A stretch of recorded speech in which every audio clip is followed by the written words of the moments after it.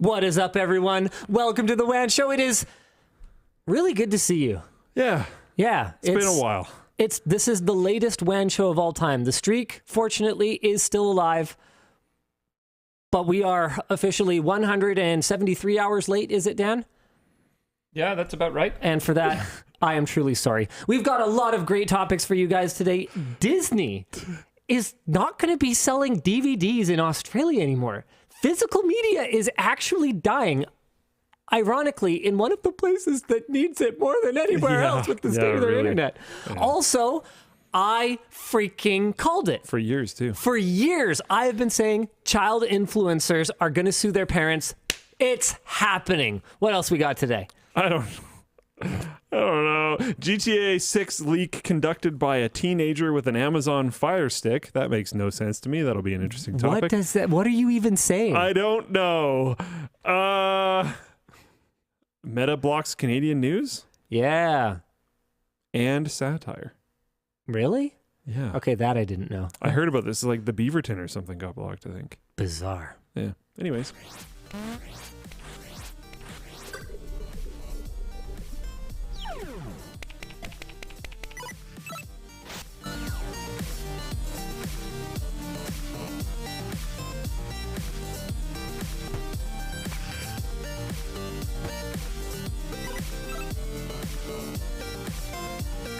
Oh, right. There's no logo. The show is brought to you today by dBrand. Sorry about that. We'll be talking a little bit more about that later. I was gonna say, I thought there was one. Yep. Yeah. dBrand sponsored the show today. All right. Let's go ahead and jump right into our... What is our headline topic? Disney... Oh, no, right. The headline topic is one of the shows of all time. So, how weird was it not doing WAN Show last week? Very weird. Very weird. Yeah. Like, actually threw me off in, like, a lot of weird ways. Like, I woke up on Saturday freaking out, thinking that I was, like, late for work. Literally. Right. Because my brain was like, I didn't do WAN Show last night, therefore it is not Saturday. Not over. Yeah. I just wasn't really sure what to do with myself. Yeah. I mean, I'll tell you guys, one thing wasn't weird about it, and that was that Luke and I hung out. So we did private WAN Show. We didn't talk about tech really much, I don't think. Yeah, we had the SOs, and they don't care. They're not going to be very interested. They're super not interested in that. So I haven't talked tech with you in 2 weeks. Yeah. Yeah. And all the work conversations have been like process and protocol and how are we going to do this other thing and blah, blah, blah, blah, blah, blah. It's funny how a week of introspection has ended up being one of the most intense work weeks in my memory. Oh, yeah. How exactly did that happen that we're supposed to slow down and figure it out? But it turns out figuring things out is a freaking ton of work. Oh, yeah. There's a lot of like conversations you've been delaying for a while because they're difficult, but like now's the time. Or they're time consuming. That too. Or there's a lot of people that you need to try and get in the same room, and everyone's got a busy schedule. Yep. It felt really good. Missing WAN Show, that's actually not what I'm talking about anymore. That kind of sucked, but it was the right move. Yeah, it was the right thing to do. I mean, I think that I want to give a shout out to our community manager, Steven. Absolutely. He had the sage idea of asking the float plane community, hey, do you guys want to see the exclusive content that realistically we already edited and already uploaded? We're just waiting to hit go. Do you want to see WAN Show?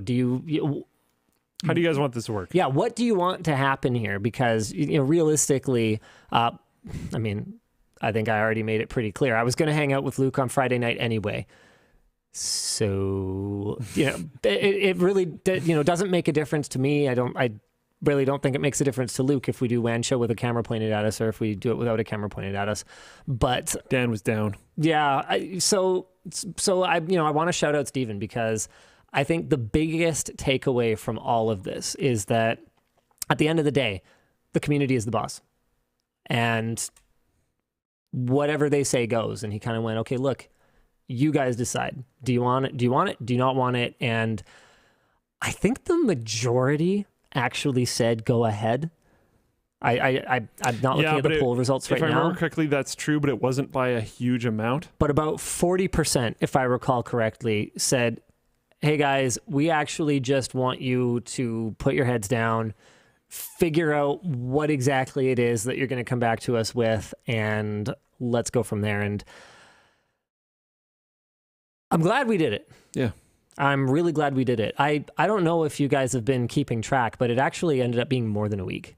Yes. We didn't get back to, I can't speak for every team, but on the writing side, we didn't really get back to working on videos until late yesterday, early today. So it was more than a week.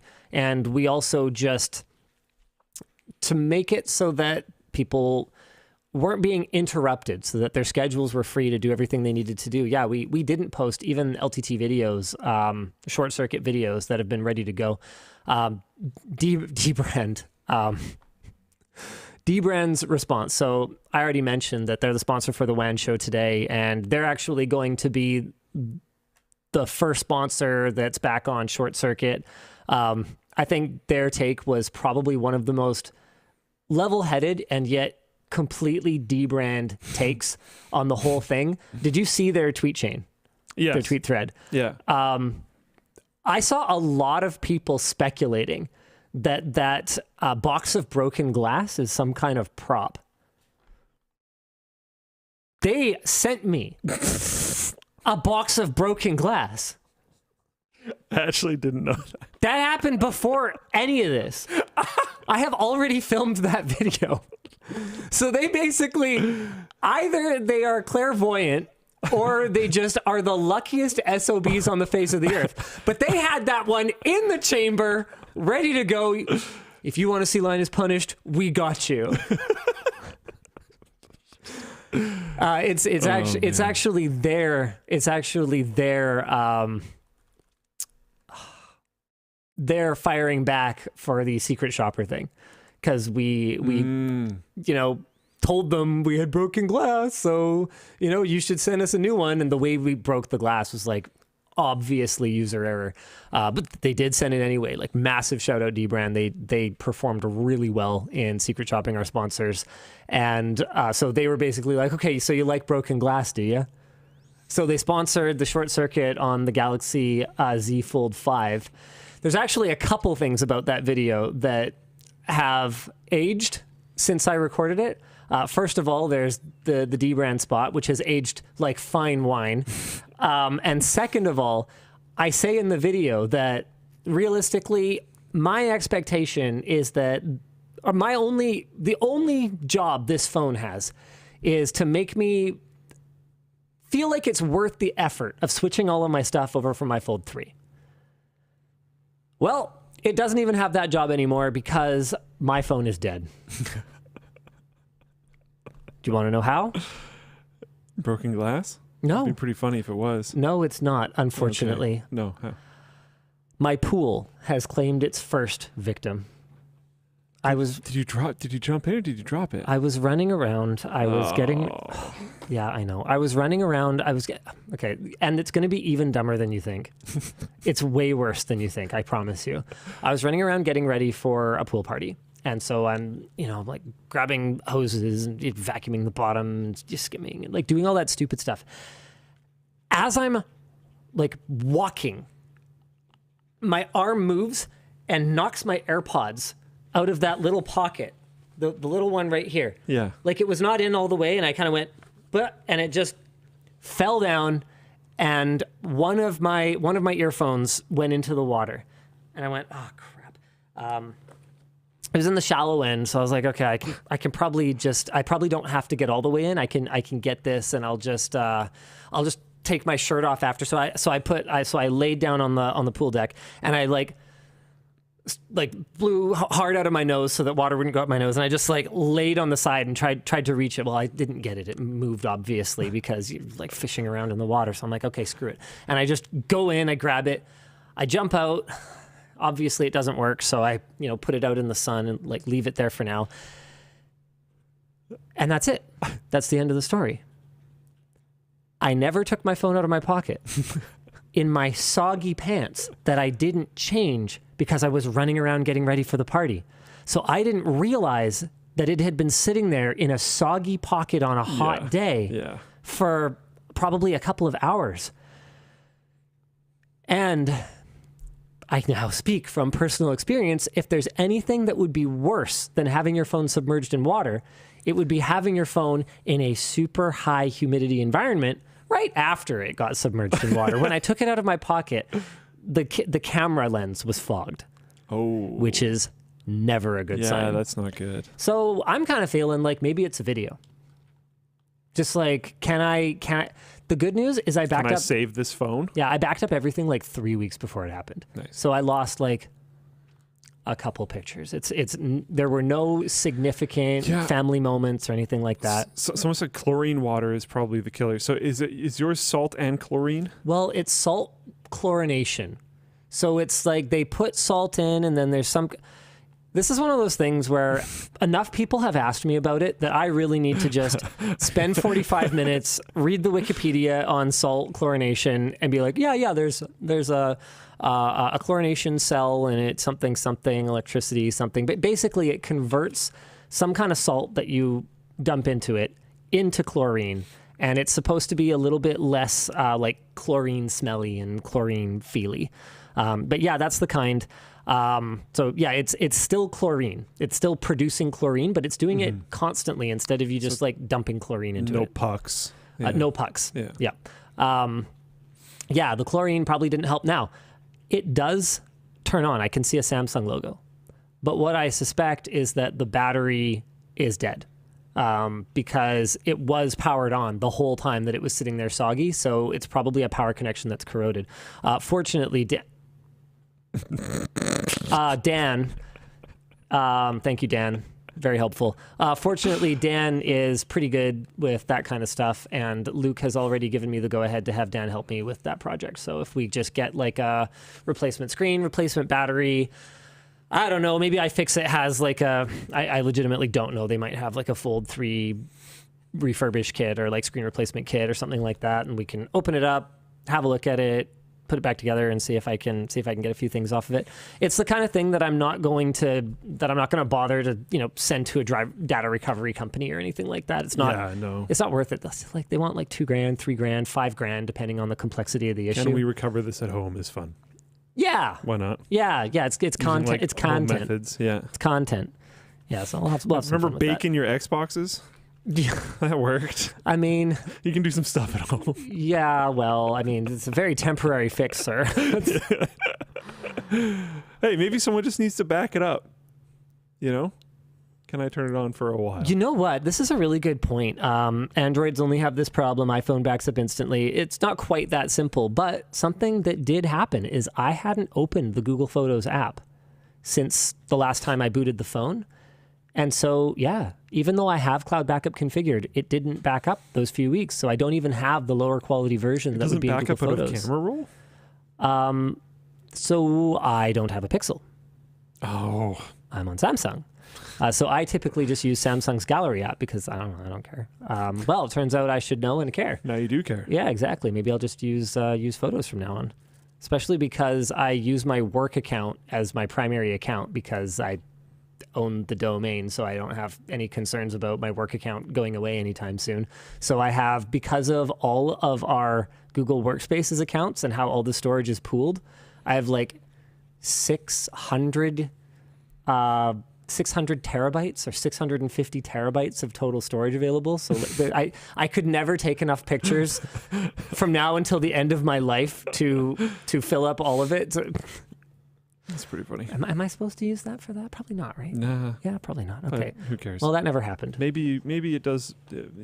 I bet you've used one of those photos for work at some point. Oh, no, that's definitely a thing. Then it's fine. That's 100% a thing. I think it's fine. I take lots of pictures for work. Yeah. Man, we finally have the AMD Challenge Part 2 coming. Labs Jake Danes, I guess I could say, is saying that he can help. Oh, which he probably can. Makes a lot of sense. Yeah, that makes a ton of sense. Speaking of taking photos for work, AMD Radeon Challenge Part 2 is coming. You Yes. have some more stuff that you're planning to look at this weekend. When Yep. are you even going to have time this weekend? I know I'm seeing you this Don't weekend. know. What, you're going to be gaming? I'm also busy on Saturday. Because you're not gaming tonight. Nope. Clearly. Cool. Well, good I'll luck with that. figure it out. Luke will be like gaming during family dinner, just like, okay, everyone just like bring the table into Luke's gaming space and we'll just all sit around there, and Luke he'll be facing the other way. He'll just turn around and take bites while he evaluates the Radeon experience. I'll figure something out. To be clear, Luke has spent a ton of time with the card. But I did it like 6 months ago. It was not something. 6 months ago. I think it was. It was 5 months ago. Okay. Also, by the time we actually release the video, it might be 6 months because it was supposed to come out, recently, and it hasn't yet. So yeah. But yeah, so I have all my notes from testing it back then, but if we're releasing the video now, it doesn't seem very fair. So I'm still going to keep some of the comments from back then, but frame it properly as this is how it was like back then, and then test it now with new drivers and all that kind of stuff and see if it's better. Yeah. Floatplane wants the bread cam back for us, so I guess they can have it for a little bit. Cam. Why don't we talk about Disney nixing DVDs in Australia? What is going on? Yeah, this sucks. Disney will no longer release physical media in Australia and New Zealand. Disney movies and television shows will only be available via streaming following the physical release of Guardians of the Galaxy Volume 3. Australia and New Zealand are actually the third media market where Disney has cut physical media releases. Disney discontinued DVDs and Blu-rays in Latin America and most of Asia in 2020, a year after the launch of Disney Plus, citing low physical media sales.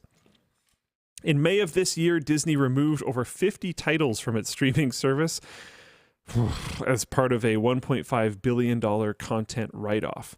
This included Crater, a Disney Plus exclusive, which was released on May 12th, 2023, and removed 7 weeks later on June 30th. The film is now unavailable anywhere on the internet. I beg to differ, but okay. Except for some places on the internet. Disney has also censored content such as 1992's The Muppets Christmas Carol, where they digitally removed a cigarette from a puppet's mouth. Okay. So far, only WandaVision, Loki, and The Mandalorian, those are the only Disney Plus shows that have officially announced physical releases anywhere in the world. Okay, so we need to talk about content.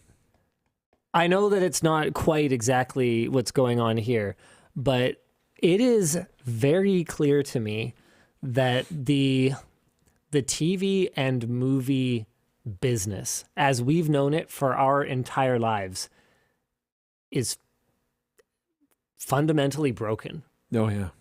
How many days is the writer's strike going on now? Like 110? Oh, dude. Or something like that? It's a long time. I was talking about this with Ed earlier today before the show, and he seems to feel like the situation is pretty cut and dried. He's basically going like, yeah, I mean, eventually the studios will have to concede something, and the writers and actors will go back to work. But what he thinks is going to happen is we're just going to see they're going to, they'll get paid more, they'll get the more residuals, like whatever it is that compromise ends up looking like. But we're going to get a lot less shows. And probably a lot less chances. Like, do you know what I mean by that? They're going to risk less, do more boring things. I mean, that's already the direction it's been going. Yeah, I know. But I feel like it'll get worse. I'm honestly, I'm not sure. Even as someone who doesn't really rely that much on TV and movies for my entertainment, like if I have absolutely nothing to do and you put a gun to my head and you say, okay, do something to entertain yourself, I'm gonna go to a video game. I'm not typically gonna go to a TV show or to a movie. So this is kind of random stuff. It's from the Vice. They said the previous writer's strike in kind of 2007 to 2008 lasted for 100 days. The longest strike on record in 1988 lasted for 153 days. Okay, so we're not even record breaking yet, but still, this is brutal. So far, I think this was as of the 23rd, so that's 2 days. So it's been 115 days, I think. But something you got to consider too is like looking at all the interviews and like the articles that are coming out from the writers. Like they are going into they're over 3 months Whiskey Nerd 88 in Floatplane Chat said a U.S. judge just ruled today AI content cannot be copyrighted, which includes TV and movies. Okay, we're going to be talking about that a little bit later in the show, I think. Interesting. Or are we? Is that not in here anymore? Oh, okay. Apparently that's not in here anymore. Okay, well, it was planned to be in the doc at some point, I think. Okay, well, what was I saying? Something. Right, yeah, so they're over 3 months now. But like from everything that I'm reading, a lot of these people not only are over 3 months without work now, but they were not being well compensated before that. They don't have cash reserves, and you'll have to forgive me. I have not looked into the previous strikes in the 2000s and in the 80s. But what I would not be surprised to hear is that at that time, they may have been in a more comfortable position in their lives overall compared to right now. And I'm really worried that the studios are just not going to budge on this. And the number that really stands out to me here is just like the personal life impact of going into debt because of trying to fight for this is brutal. The $1.5 billion content write-off. That number stands out to me. And the reason for it is that that's how worthless this content has become to their business.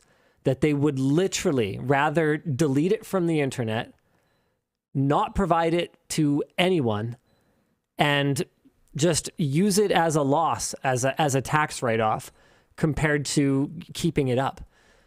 So if that's the state of things, what are the odds that they're going to be, champing at the bit to make more content? Even before all this went down. I'm not sure if we talked about this on the show before, but the CW, I don't know if you guys know CW Network, but they've done a lot of shows over the years. One of the ones that I liked back in the day was Smallville. I don't know if anyone cares about Smallville anymore. Probably not. I don't watch a lot of TV anymore. Is that a Canadian thing? CW? Because Smallville was filmed here. It was filmed like...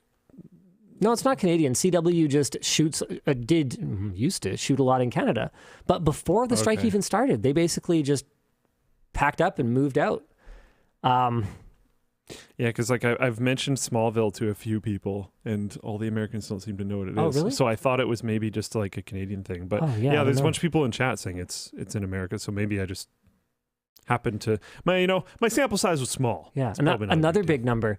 So in the UK, you can't abstract how much each of your productions cost. You can't just like bundle them all together and say, okay, well, here's a bunch of productions we did, and this is how much they cost. They require you to report exactly how much you spent on each production. Do you know how much they spent on the Willow reboot? Oh, no idea. $100 million. Yeah. $100 million. That was up for, I think, 6 months before they pulled it down. And so the negotiating position for the writers in particular is like, these guys already didn't want to make content. They were already just going, okay, forget it. This is like actually not even worth it. We'll just pull it down. What are we going to, like, what TV shows are we going to watch? How are they going to move forward? Oh man, I read this really sad article about a dry cleaner. Hollywood dry cleaner. Like the kind of collateral damage that wouldn't even occur to me. Because your family member worked in the production industry for some time. What would you say? Two of them. Okay. I mean on set. Okay, yeah. Well, okay, that's fair. I know what you mean. The thing I'm about to say. Yeah. They work directly. They would have direct experience with this. Okay, can you help me out here? Okay. I know what you mean. Okay. So that particular family member, you know which one I'm talking about. Please don't make this difficult. How often, with the way that talent treats their clothes, how often would you say that those clothes probably need to be cleaned? Yeah, I'm assuming. I haven't actually specifically talked to her about this, but I'm assuming a lot. All of a sudden, Hollywood dry cleaner. Yeah. Gone. See you later, business. Yeah. No, and it's everything, right? It's not just the productions; it's the promotions for the productions. And you just fought through the like COVID era, which even though a lot of things kept filming, I'm sure the rest of your traffic was majorly reduced. Yeah. So then they've been hit hard by work from home. because people don't need their professional clothes. That too. Yeah, yikes. So it's not just like, woe is me, what TV will I watch? It's what is actually going to happen to not just this industry. It's also like food services companies are struggling right now. What is going to happen to all the like feeder industries that rely on this money that's coming in from people going to the theater, well, I mean, cable cutting, right? Like there's no money going in for that. Camel and Floatplane Chat said there's a studio near Berlin, Germany, which is struggling right now because of the strike. It might even have to close. A studio near what, sorry? Berlin, Germany, because I guess whatever they film is written, I'm assuming. Right. Okay. In the US. I'm assuming. I don't know. Brutal. But that would make sense. I have a controversial take. I think that this is a huge opportunity for like the South Korean film industry. Oh yeah, because they're big. Yeah, and they're doing really cool, really innovative stuff. Dramas, right? Korean dramas. Well, not just that. I mean, they've had theatrical breakout hits that. Okay, yeah. as well. And I think that in the absence of new Western produced content, I think there's going to be a lot more appetite. People are going to watch something. They'll watch something. People want to be entertained. What about anime? I don't know that... Does anime jump more mainstream? I don't know that people are going to just cross into different genres. I think you're going to see some of that. I mean... Okay, so people like their shows. Yeah, if you want your dramas, you get your dramas, that type of stuff? Yeah, and I would... like if people like comedy, I suspect they're probably going to watch... They're going to want to watch comedy, right? Yeah.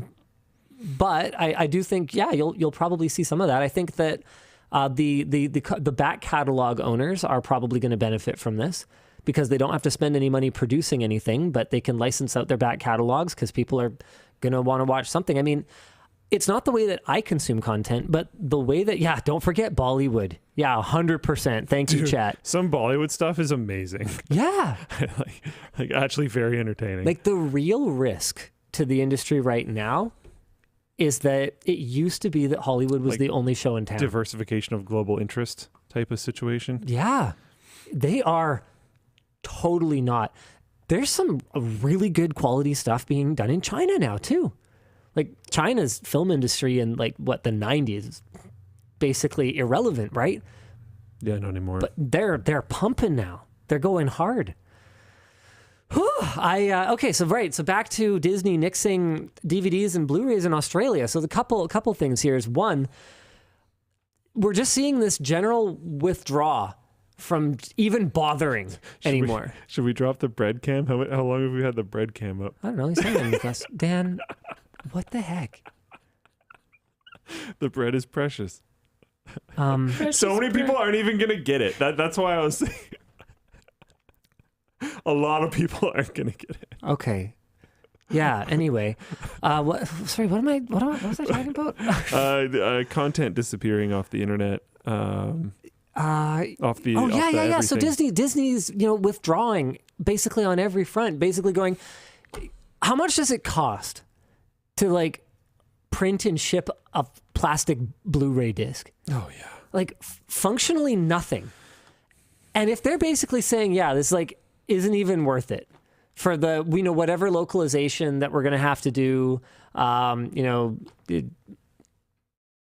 printed labels. I mean, it's Australia and New Zealand. Like, what localization are they even doing? Do you guys have dubbing down there and all the characters just like speak in Australian accents? Is that a? And I'm kidding. I obviously know that doesn't happen.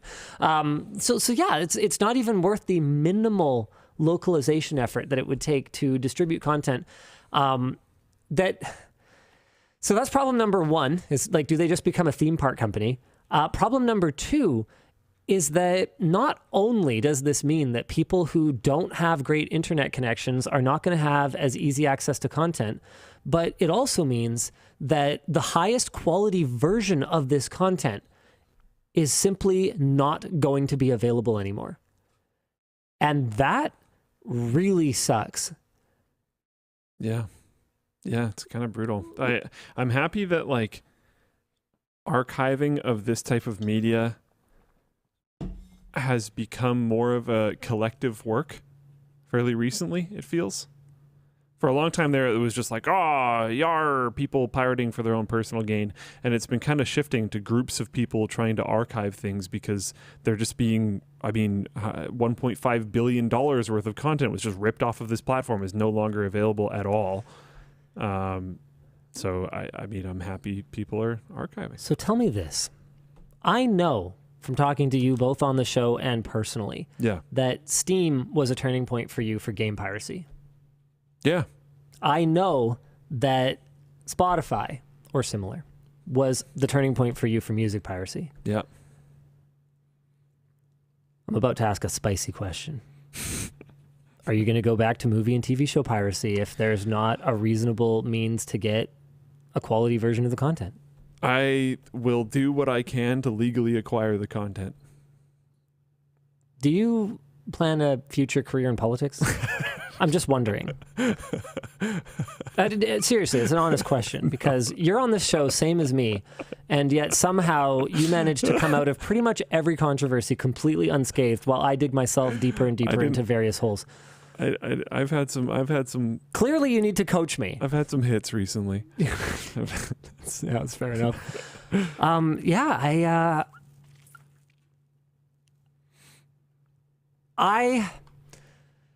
I've been totally blunt. Physical backing of I have no problem downloading something that I have a physical paid backup for. I don't like legally. Oh yeah, it's still piracy. I don't care. That doesn't matter to me.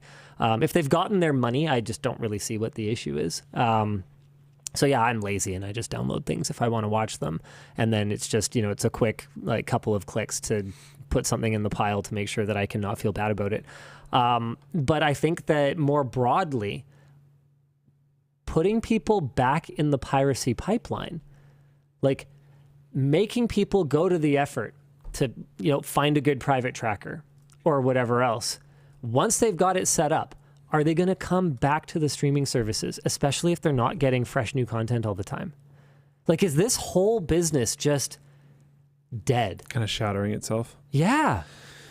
I do know a very significant amount of people have been, I won't say forced or made to go back to, but heavily nudged back in the direction of privacy or piracy, I should say. Sorry, and they've been embracing it. The amount of memes that I've seen where it's like, the old meme back in the day of like, goodbye old friend, and he puts the old ratty pirate hat in the box. Yeah. And there's like Netflix or whatever there. The amount of memes that I've seen where they take it back out of the box because there's like Netflix and all these other ones there. And now the problem isn't even that. It isn't that there's too many platforms and it costs a ton to be able to access everything. It's that you can't. So we're going back to old methods. Oh crap, we need to do something really quick here.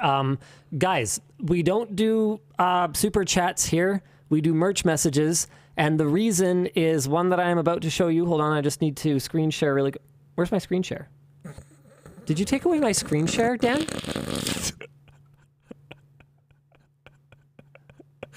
I might have done that. Okay, I do need my screen share though. Okay. Can I have it back, please? Are you ready? Yes, I'm ready.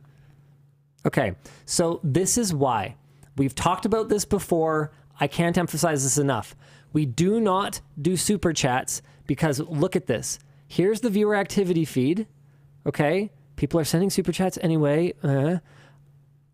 This super chat for $200 is not in the viewer activity feed. It is broken. So we almost missed this. You need a solution to super chats. I hadn't read this yet. There isn't a solution to super chats. They're broken. We've told them for a long time about this. Yeah, YouTube knows. We've been talking to them about this for over a year. This is literally why the team developed merch messages, because we could easily miss a $200 super chat because YouTube doesn't see fit. Dan, can you move us out of the corner so they can see I'm not just faking this or something? I've had so many people accuse me of, it's just an excuse for them to promote merch messages. No, super chats are broken. Merch messages are also pretty cool. They're also like way better because then you can just get your order in the mail instead of just giving half of the money to Google who definitely needs more money. Yeah, that's it. That's everything that's there. This did not show up. Is that wild or what? I mean, at least your other one did, I guess. So, hey, thanks, Paul. But please, use merch messages. I guess now's as good a time as any to explain what merch messages are. If you go on lttstore.com and you go to the cart, anytime we're live, you're going to see a little box for a merch message. That will go into a dashboard where our producer Dan... where our producer Dan will curate them for me and Luke to discuss, or pop them up in the bottom, or what is one of the other? Oh yeah, and sometimes Dan will just reply to you.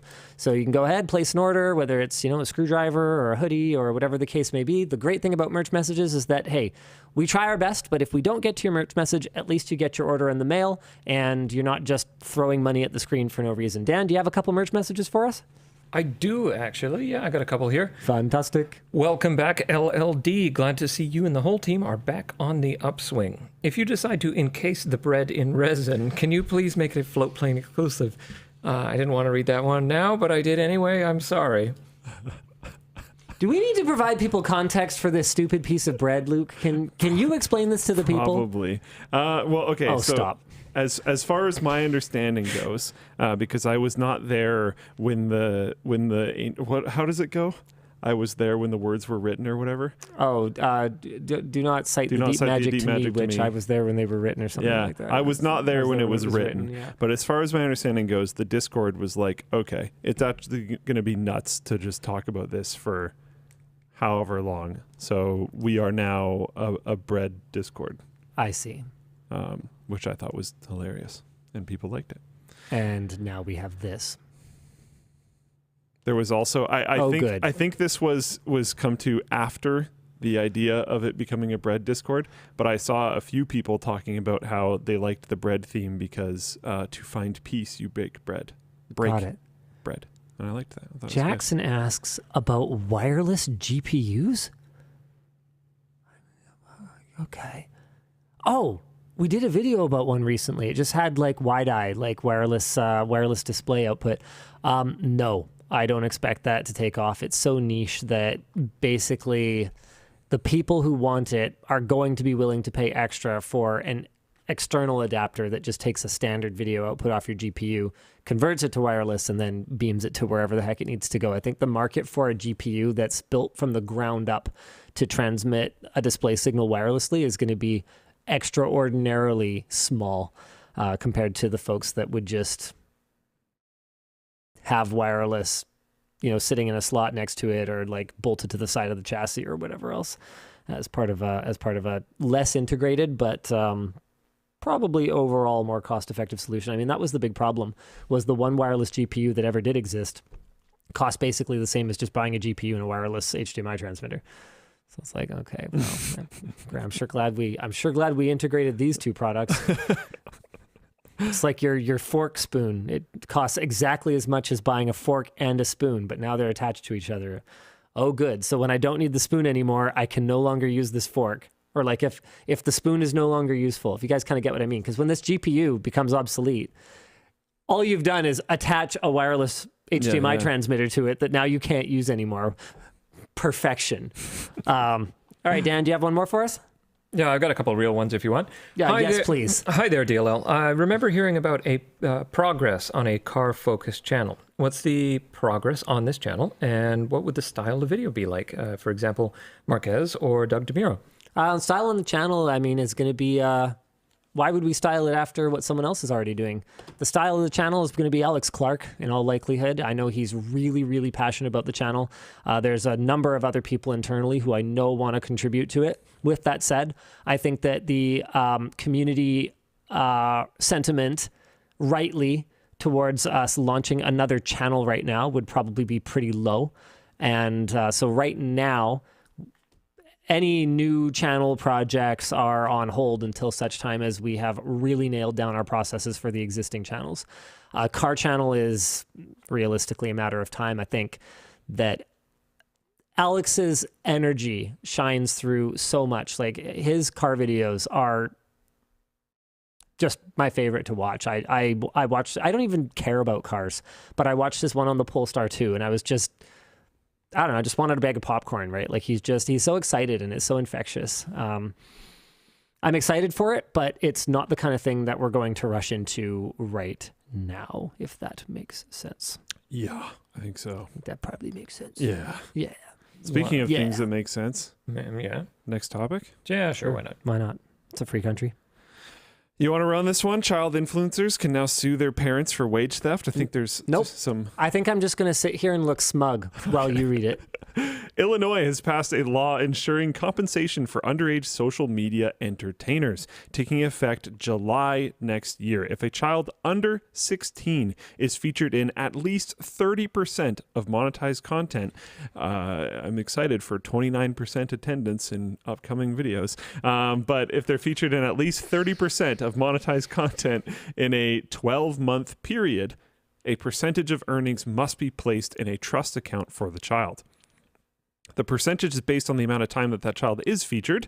If they're in, say, 50% of a video, they would be entitled to 25% of that video's earnings. How does that math work?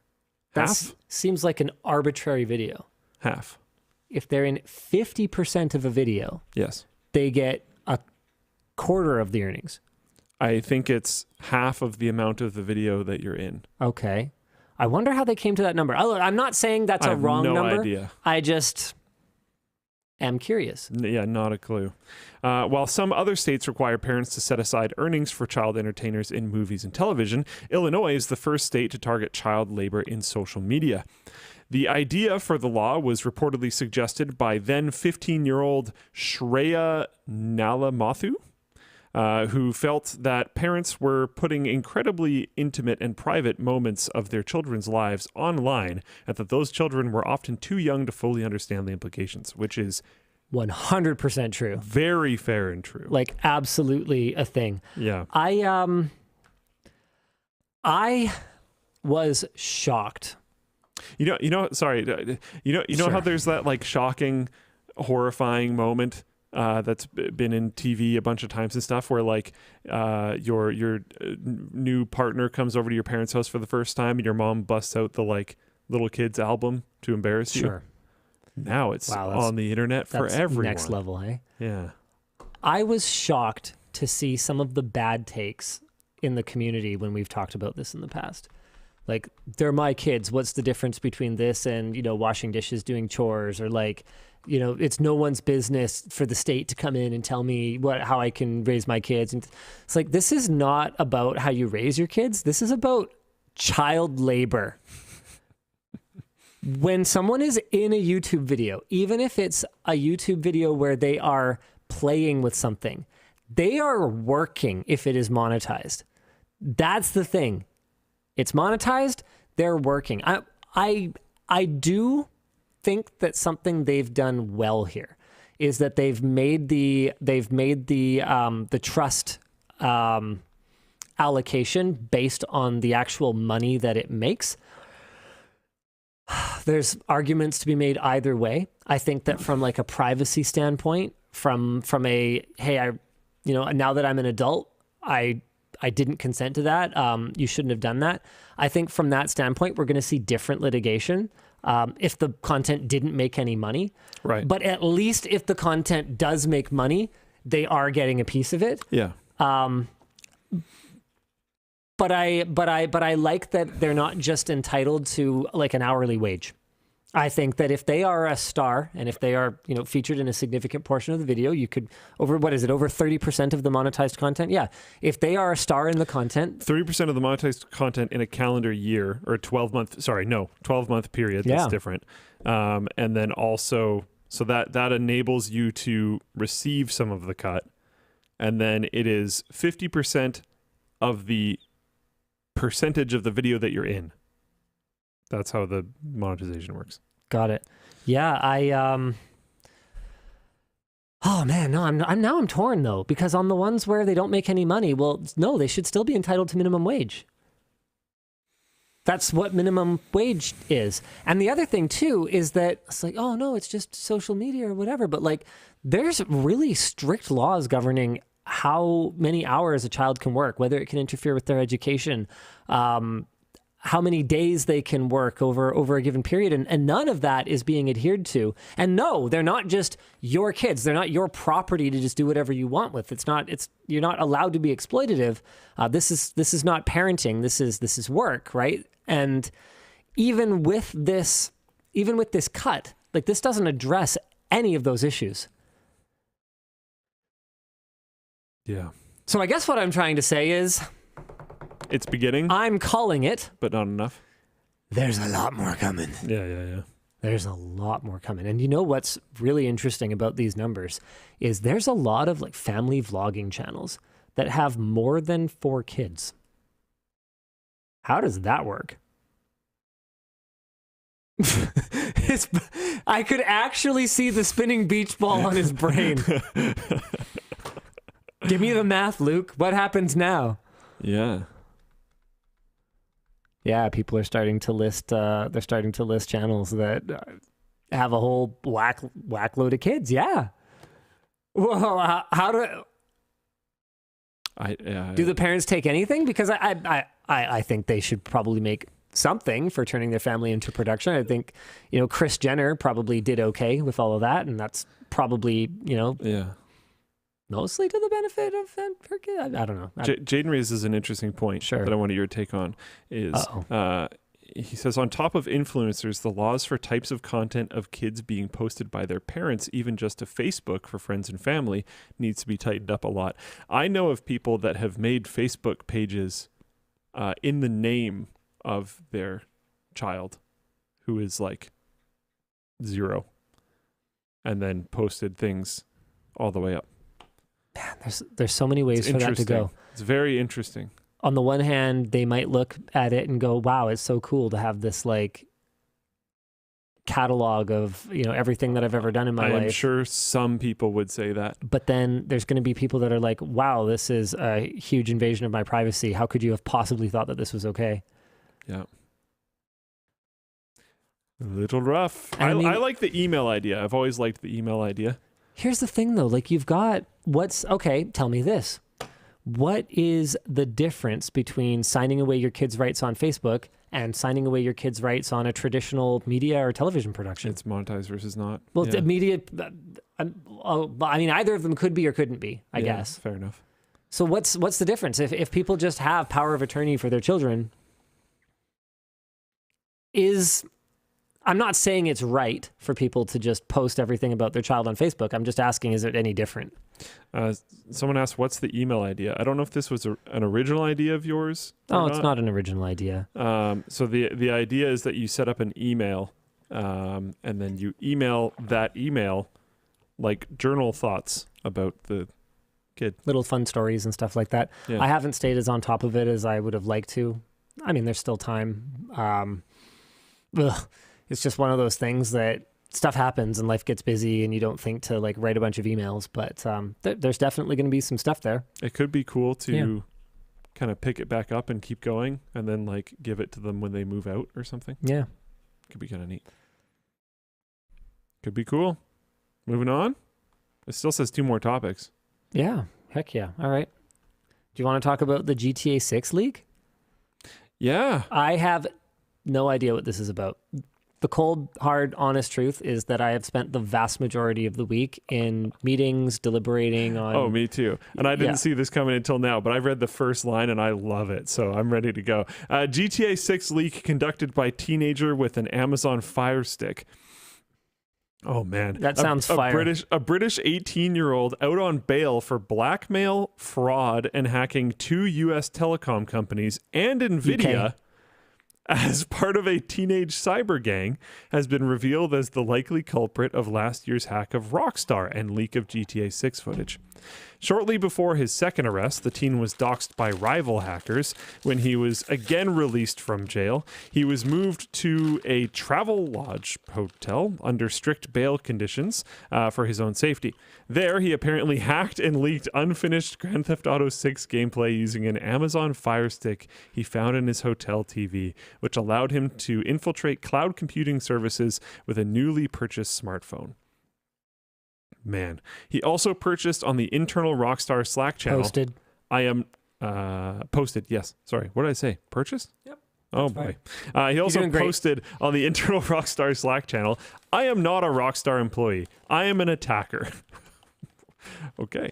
He likewise allegedly hacked Uber and Neobank Revolut, hopefully. He then reportedly was caught when London police searched his hotel room. Is it wrong to be like, hey, do you want to work here? I know that happens a lot. It does. Like, it's kind of part of the point, I think, of these kinds of escapades. Some of them. This does just seem to be kind of chaotic. Yeah. I feel like they just want to hit everything they possibly can. Like, just do stuff. Yeah. That is actively a way that people get okay, can we talk about the Fire Stick? Absolutely. What does the Fire Stick have to do with anything? I think it's just like they didn't have a computer. But they have a phone, which is a computer. Yeah. Why do they need the Fire Stick? I'm not entirely sure. Doesn't really seem like it goes Allow them into to details. infiltrate cloud computing services. What does that even mean? How do you, with a phone and a Fire Stick, how do you end up on Rockstar's Slack? I mean, is this just social engineering, and we're just kind of sitting here in awe of the hacking greatness, or is We're this missing a lot of details? surely? Yes, but it's pretty epic regardless. Yeah, I Didn't he buy the phone with the hacked Fire Stick? Maybe it's not in our notes. Yeah. But it sounds pretty epic. This is that wild. would make sense if he used the Fire Stick to get the phone and then used the phone to actually infiltrate them. Captain Jinyu over on Floatplane Chat says, "Hi, I'm a cybersecurity SME for a living. This article sounds like nonsense." Yeah, I think because our notes just have no information in them. Yeah, the original source is from the BBC, so I don't think this is actually nonsense.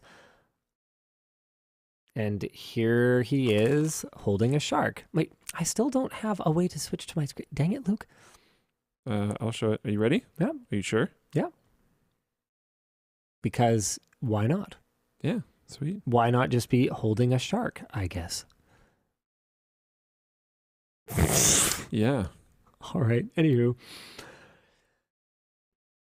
He's been on 3 hacking sprees now. Epic. I spilled acid in my at least. car. Yeah, okay. What? Is this what you talked about before, where it got under the floor mat? Yeah. Okay. So How bad is it? when you have a pool, occasionally you need to adjust the pH. Mm-hmm. So there's chemicals that you'll put in the pool to either increase the pH or decrease the pH. And one of those chemicals can be muriatic acid. And so we happened to have some muriatic acid kicking around here at the office. And the reason that we had a jug of it was, do you remember that weird shmoo that was all over the floor in some parts of the lab warehouse? Dan, did you see the shmoo? Yes. Yeah. Did you guys ever figure out what we thought that was from? It was it was thrown off of some kind of machine or something like that. Do you remember? Not exactly. I do remember that there was a floor polishing step and some shmoo removal step and a whole bunch of sealing steps and stuff like that. Yeah, I think Jamie had a theory. He thought it was something to do with some kind of machine that was in that space and just flung out glue or some kind of like pre-existing. Yeah, it was. It was from the previous, not even the previous tenants, but the ones before that was our theory about it. Anyway, they had the idea that maybe they could try putting acid on it to try to make it a little bit easier to get up. It did absolutely nothing, so they just had this jug of acid. And I was like, oh, I need acid. Should I really be transporting acid in my car? That just seems like it's got over 10,000 kilometers on it, but it still didn't have a single scratch. Yeah. Absolutely nothing, pristine. And I was like, do I really want... No, you know what? No, I'm not going to live my life like that. I'm not going to be like, oh, my car is too nice to carry a bottle of acid or whatever. Okay. So the bottle of acid is in a bag, just to make sure that just in case it, spills or whatever, it spills into the bag instead of, spilling out onto, wherever it happens to be. But that bag is open because we opened the acid and we were using it at some point. And I noted as I was making my way over to my car that the bag was open and there was like kind of a little bit of like wetness or something. And I was like, oh, okay, but that's fine because I'll just put it in the back where it will sit up without falling over, and everything will be fine. As I was pulling into my driveway, I was thinking, man, yeah, it's kind of crazy that, given the state of my Civic, like, do you remember riding around with me in that car? Yeah. Back when we first met? Yeah, often. Yeah. It was really well kept, hey? Oh, yeah. Not full of garbage at all. No. Yeah. So I was kind of marveling at, how people kind of change, how you can go from having the actual trash mobile that is a rolling dumpster. I got so desensitized to it that I had a conversation with Linus at some point in time where he was just like, if it's in the like passenger seat, it's just like not important. And I was like, okay. And I just stopped moving stuff out of the way and I'll just sit on it. It's like an actual conversation, an actual resolution that we had. So as I'm pulling into my driveway thinking like, yeah, man, I even empty out my car when I arrive home now. Every time I pull out everything except a water bottle, my Powerball, like a pen, some like tissues, like I have like a loadout, and I'm pulling into my driveway and I'm going, yeah, it's like kind of and I went, wait a minute. I had told myself when I got into the car, go easy on the accelerator. There's muriatic acid in the back seat. So I pull in, I get out, I open up the rear driver's side door. It is literally smoking. The floor mats are smoking.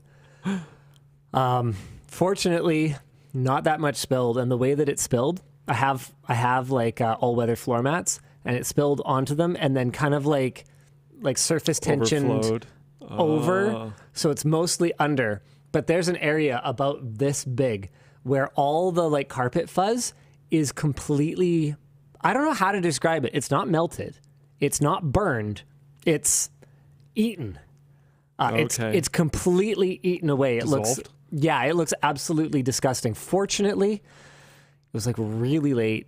Fortunately, I kept my wits about me, and instead of putting on soap and water, I ran and got baking soda and like hucked it on it, and it like there was a lot. It was pretty bad, but anyway. Is it covered by the floor mat? I wish it was completely covered. It's like so like close. A little bit. Is there anything you could do about it? It's actually okay. Could you arts and crafts repair this? Oh man, no, I'll show it to you after the show. Arts and crafts repair. You're gonna see it. You're gonna be like, yeah, that was a dumb question. Like, okay. Yeah, it's really bad. Right. When it rains, it pours. I spilled acid in my car. It's great. I dropped my phone in my pool. So these are obviously champagne problems. What can happen next? These are the most champagne problems that you can possibly have, but it doesn't change the fact that I spilled acid in my car and I dropped my phone in the pool. Well, I dropped myself in the pool. I actually have it on the surveillance footage too.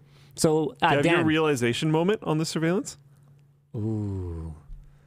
Because if so, that might be a good one. You said you're going to make a video for it. That might actually be a good thing to include in there. I don't know if I do. I might have been inside by that point. I'll have to check. But either way, I definitely have the moment when the AirPods. Oh, the good news is the AirPods survived. Great. So I still have my AirPods Pros, and all it cost me was a Galaxy Z Fold 3. Good trade. I should play Monopoly. I'd be really good at that game. Yeah. Like. Here, I've got Boardwalk. Can I trade it to you for Baltic? Want to give me a railroad? Hey, I actually really like the railroads. What? Yeah, they're pretty good. Oh, come on. I wouldn't trade it for Boardwalk. Yeah. No, the railroads suck. No. They're okay. Okay, float plane pull. They're great. They're okay. They suck. What are the best ones? What are the best ones? Yeah. It's not railroads. What are the best ones? Hold on. I want to hear from Dan first. Okay. Well, like the railroads or Boardwalk? No, just railroads. They're good. What do you think of railroads? They suck. They're mid. What are they? Mid. They're mid. Yeah. Mid. Yeah. Good early game, weak late game. Yeah. I think they're. I don't think they're great, but I think they're underrated. They're like a Rush B. And then as you move into the late game, you know, you got your econ and you're back and more stable, right? I don't know where the Even talking Counter-Strike about- references came from, but okay. Or is this Valorant? Did I just age myself? No, I mean, I was thinking, I don't know, Counter-Strike? Oh, okay, cool. I don't know. It's very late. Give us the poll. All right, I'll make Luke, it. I want my screen sharing back. No. No. Did you just both say no? Did Dan also say no? I couldn't tell. You guys both spoke at the same time, I think. Okay, well, I have a Monopoly board up on my screen, so can I please screen share? Yeah. Jeez, you guys. I'm just going to steal your stream deck. Okay, so what do you think the best ones are? Because Okay. I have a pretty strong opinion on this. Yeah, the best ones are Baltic and Mediterranean. They are frickin' OP. Okay. They cost, because remember too, okay, do you play Monopoly correctly? No one does. What a statement. No one does. What I'm trying to say is, when you build up your houses and your hotels, do you require players to have only at most n+1 on any of a given color? You're not allowed to have a hotel on one and nothing on the other. Oh, within one color band. Yeah. Yeah. Yes. Okay. So what's so OP about Baltic and Mediterranean is that you can build them up super Really fast. early. Yeah. They cost freaking nothing because houses are, I think, 50. And a lot of people don't necessarily want them, so you can get them. So you can trade for them. So then after that, I am super big into right here. Okay. Love this. Yeah. All of this is just too expensive. And Yes. if you build up this stuff, man, I love this zone. If you build up this stuff early, you're never going to get to the late game. There's never going to be a hotel on Boardwalk. I like orange. Really? I was going to say, I'm an orange man, too. Orange is my favorite. Yeah. Okay. Yeah, I am definitely more of a Connecticut, Vermont, Oriental kind of guy. Yeah. And then I love this row because it's just so cheap. It's also It'll like keep you floating very effectively. How did this turn into Monopoly strategy? I'll never know how our show flows, but yeah, well, maybe if you watched it once in a while, and then you could know why. what? I don't know. You used to watch the WAN Show, so you could do the timestamps. You really liked it. Oh no, man, that was the worst. Watching a show that you just spent the last 2 hours hosting is. And watching it back immediately too. There's no like nostalgic for Gee, I something wonder- you said 2 yeah, hours well, ago. yeah. What were we like back then? Do you remember when we talked about Monopoly strategy? Turns out kind of obnoxious. Okay. Hey, okay. Oh, wow. You sound okay. a lot less excited. What do you think of railroads? Wait, you didn't even put mid on there. Yeah, Way to fail the poll. because they're just good. All right. I am getting outvoted 7-1 because Luke has a future career as a politician, not because his takes are actually better. The railroads suck. They don't suck. You're cost underrating too them. much. They cost too much. You're underrating them. They have no scalability.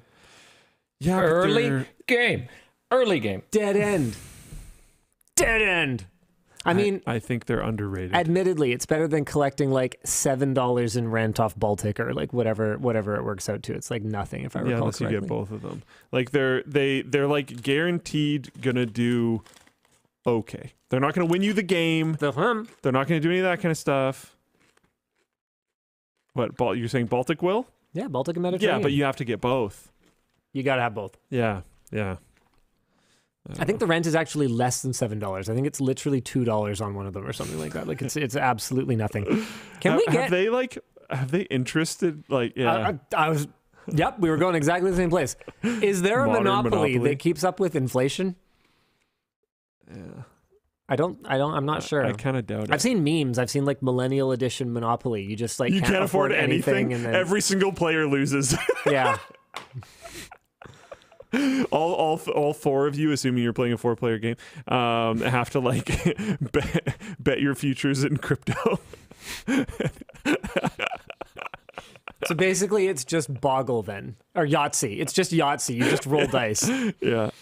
Oh man. Whoever gets the best dice roll wins. Oh, so horrible. Perfect. I love it. Yeah. Yeah, you can't buy any of the property, and you don't own anything, and you'll be happy about it. Dan, I have a complaint.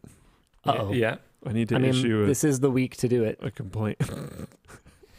What can I do for you, sir? It's still on 2 more topics. You are 32 minutes ahead. What? Sponsors happens at 1 hour 32. Let's do sponsors now. Yeah. Okay. I want to shout out dBrand. I don't think we have any talking points for them. Can I just see this? Yeah. Today's show is brought to you by dBrand. Basically says, don't sell anything. Don't worry about overpriced stickers, or F you Nintendo, Steam Deck cases or whatever else the case may be. All they asked me to do is speak honestly and openly about the relationship that we've had as a creator / brand. And I mean, I actually want to go a little bit deeper than that. I think that it's a relationship between our people and their people. We meme a lot about dBrand. We talk about how, those guys or, whatever else. They send me boxes of broken glass, like literally for real, that I am expected to dig through. They did at least give me gloves, to their credit. But the truth is that dBrand has proven themselves time and time again as not a brand. Like I hate calling them a brand. They've obviously built an amazing brand, but they're more than a brand. And they've proven themselves time and time again to be a brand that doesn't just show up, give you a bag of money, expect you to sell a bunch of their crap, and then call it a day. Like they've really worked with us deeply over the years when we're looking for advice with respect to, just about anything, e-commerce. When we want to chat about, I remember we had like a really, really cool conversation about just like how to handle, holiday compensation, stuff like that. Like we talk about, just about anything and everything. They're super, super cool folks over there. And it means a lot to me that they were the ones that without even prompting, came to us and said, hey, we know you guys.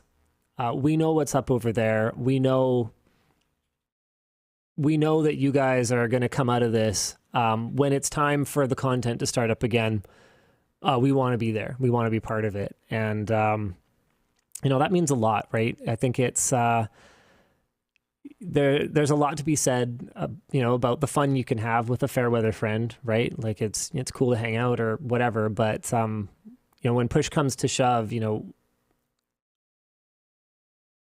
it's the deeper relationships that really matter. And I think dBrand has really proven that they get us. So yeah, they're the sponsor of the show today, and that's it. They really, really appreciate it. Thanks, guys. Obviously you guys, know who they are. They make stickers for your devices. I'm sorry, I'm just old habits, right? I'm trying to jump back into trying to sell dBrand stickers points or whatever, but like, okay, it literally says don't do it. There's nothing to sell, so okay, fine. Yeah, thanks dBrand. Here's to, good Lord, how many years have we been working together? Since the Langley House. No, my favorite sponsor spot ever was still with dBrand. Back when they were just one of, sticker companies, back when their brand didn't have the same kind of strength, they didn't have unique products that they invested real time and R&D into, stuff like their dark plates for the PlayStation 5 and stuff like that. So it's got to be at least 8 years or something like that. So here's to another 8, guys. Thank you very much. All right. What's next? What do you want to talk about? So I Googled, are railroads good in Monopoly? Oh. And the Monopoly... Really? We're going back to this. The Monopoly wiki says, in summary, the railroads are extremely good to own. They are a steady source of cash and can temporarily stop an opponent from building with all 4 of them together. Also, their position being 5 squares in on each side makes it that one is always at risk of landing on a railroad. Also, there are chance cards that send people to them. The rent cap's out at $200. Mid. Early game. Yeah, but early game, you're not going to have all 4 of them. It's $25. The wiki and the poll disagree with both of you. All right. Well, you didn't even give the poll a mid option. You did Dan dirty there. Where's the rush B? Dan, you're making it really hard for me to defend you right now. Rush for bread. You're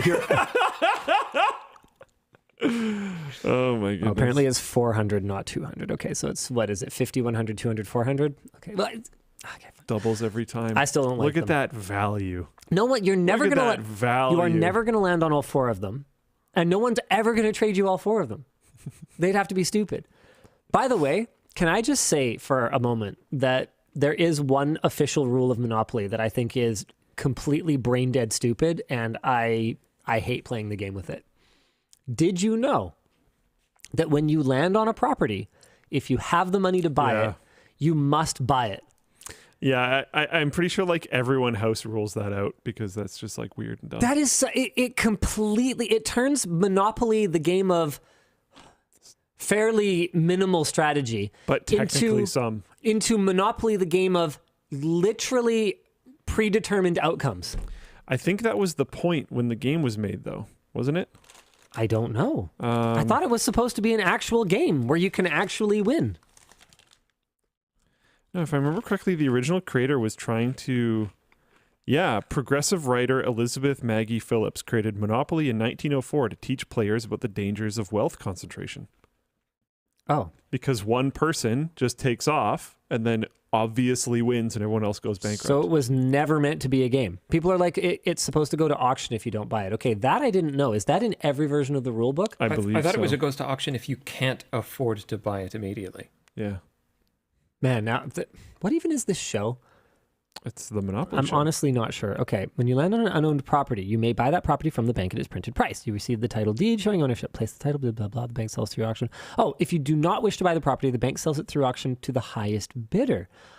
Okay. Can you bid on it? I did not know that. Interesting. I think the only... Okay, I'm with Raging Azaru. I think the only rule of Monopoly is that you make your own rules. Apparently it Heck isn't yeah. wealth concentration, it's land specifically, but owning land is wealth. Yeah, wealth is like the oldest... land is the oldest form of wealth, Yeah. as far as I can tell. Apparently, they were specifically very into the land aspect, but that is like a huge portion of how people store their wealth. So, I don't know. Gaming stream. We play Monopoly. So boring. There's probably like some like PC version that has like stupid animations and stuff. Oh yeah, I had a version of it for PC back in like the late 90s. It was actually like kind of awesome. You had these little like characters that would like tick, tick, tick, tick, tick, tick, like run around the board. Oh man, okay, now I need to find it. Monopoly for Windows. Oh my goodness, this might be like Windows 3.1. Oh, I'm so excited for the nostalgia of looking at this image now. I think this might have been the one I had. Monopoly Deluxe for DOS. Extreme Monopoly, insane Monopoly. I do need my screen share button. Nope. Do you want to show something? Are you ready? I would respectfully request to have my screen share button back. Nope. Not until next week. Not till next week. Yep. I cannot find exactly the one. It turns out there are a freaking ton of like abandonware or like old versions of Monopoly. Conrad's saying Monopoly Tycoon. What is Monopoly Tycoon? I have no idea. That sounds redundant. It kind of does. Monopoly Tycoon. Wait, this is on Google Play? Monopoly Tycoon is a construction and management simulation PC game? Is this the same thing? What? I might have had this one. Maybe it was this one from What is this game, Hasbro. Conrad? I'm not sure. Okay, well, It's the Monopoly RTS? What is happening? What is this? Monopoly Tycoon is like not normal Monopoly, but it's definitely still in the Monopoly like Are you going to universe. share your screen, or is What nobody the allowed to share heck? screens now? No, it's cool. Let's go. Oh, what? This is like a mobile app? Oh, mine's like not plugged in. Where did my cord even go? So that was my version I get. Oh, wow. Look, if I can't have it, neither can anyone. Goes on the other side. I didn't even take that. I actually just was fidgeting. I did not do that on purpose. That's hilarious. I did not test them before the show. Ugh. Okay, letting it freak Yeah, it might out have been for a Monopoly second. Deluxe for PC. I'm honestly not sure. There we go. Yeah, this is it. It's like actually a different game. Okay, so it's like more of a Tycoon game. Roller Coaster Tycoon inspired, but Monopoly. I'm taking it. You know, fun fact, Roller Coaster Tycoon is the Tycoon game that basically everybody cites as like the Tycoon game. Yeah, because it's the best one. It's not the first one. Okay. The first Tycoon game that I'm aware of, and there might be other ones, is Dino Park Tycoon. I was first introduced to this in, I think, either grade 2 or grade 3. We had it on like, I'm going to be dating myself a little bit here. It was installed on like a handful of the computers in our computer lab. Was your school like that, where not all the computers had the same software because the school could only afford licenses for a certain number of computers? So sometimes you'd end up stuck on one of the bad computers and you'd be playing like typing tutor games. And then other times you would get on one of the ones with Math Circus or with Dino Park Tycoon was the most purely video game one. So everyone always wanted to play Dino Park Tycoon. And I loved this game so much that I bought, I asked my parents, obviously. I was like 7. So I got a version of it that I could play at home. And it sucks. It's like actually a bad game. No matter what you do, the Dino Park eventually just nobody comes to it. Like you max out everything, and then it just gets to the point where nobody comes, and there's no reason, and there's absolutely nothing you can do about it. Is there an earlier Tycoon game? Roller Coaster Tycoon. So Sawyer, I believe, is the last name of the developer for it. Wrote 99% of the code for Roller Coaster Tycoon in an assembly code. I was going to ask if you knew that. That is my favorite fact. That So man cool. is a genius. Yeah. What? Roller Coaster Tycoon was like solo devved, right? As far as my understanding goes, it was solo devved, or at least extremely close to it. There was an artist, a separate artist, Simon Foster, Sawyer did the development, and it was in assembly code, so it ran like incredibly efficiently and on like everything. I don't think Dino Park Super Tycoon cool. is actually related to the Tycoon series. The first Tycoon game in this Wikipedia list of business simulation games is Sid Meier's Railroad Tycoon. I do not know if that is a similar style of game, though. Build and manage a railroad company by laying tracks, building stations, and buying and scheduling trains. Okay, that really doesn't really sound like the same kind of thing as Roller Coaster Tycoon. Transport Tycoon. I got to tell you guys, I thought Tycoon was like TM. I thought that was a series, but Railroad Tycoon doesn't come along until. Hold on, where is Railroad Tycoon? Roller Coaster Tycoon.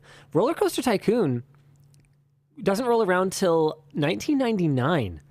So preceding that was Railroad Tycoon from Microprose in 1990.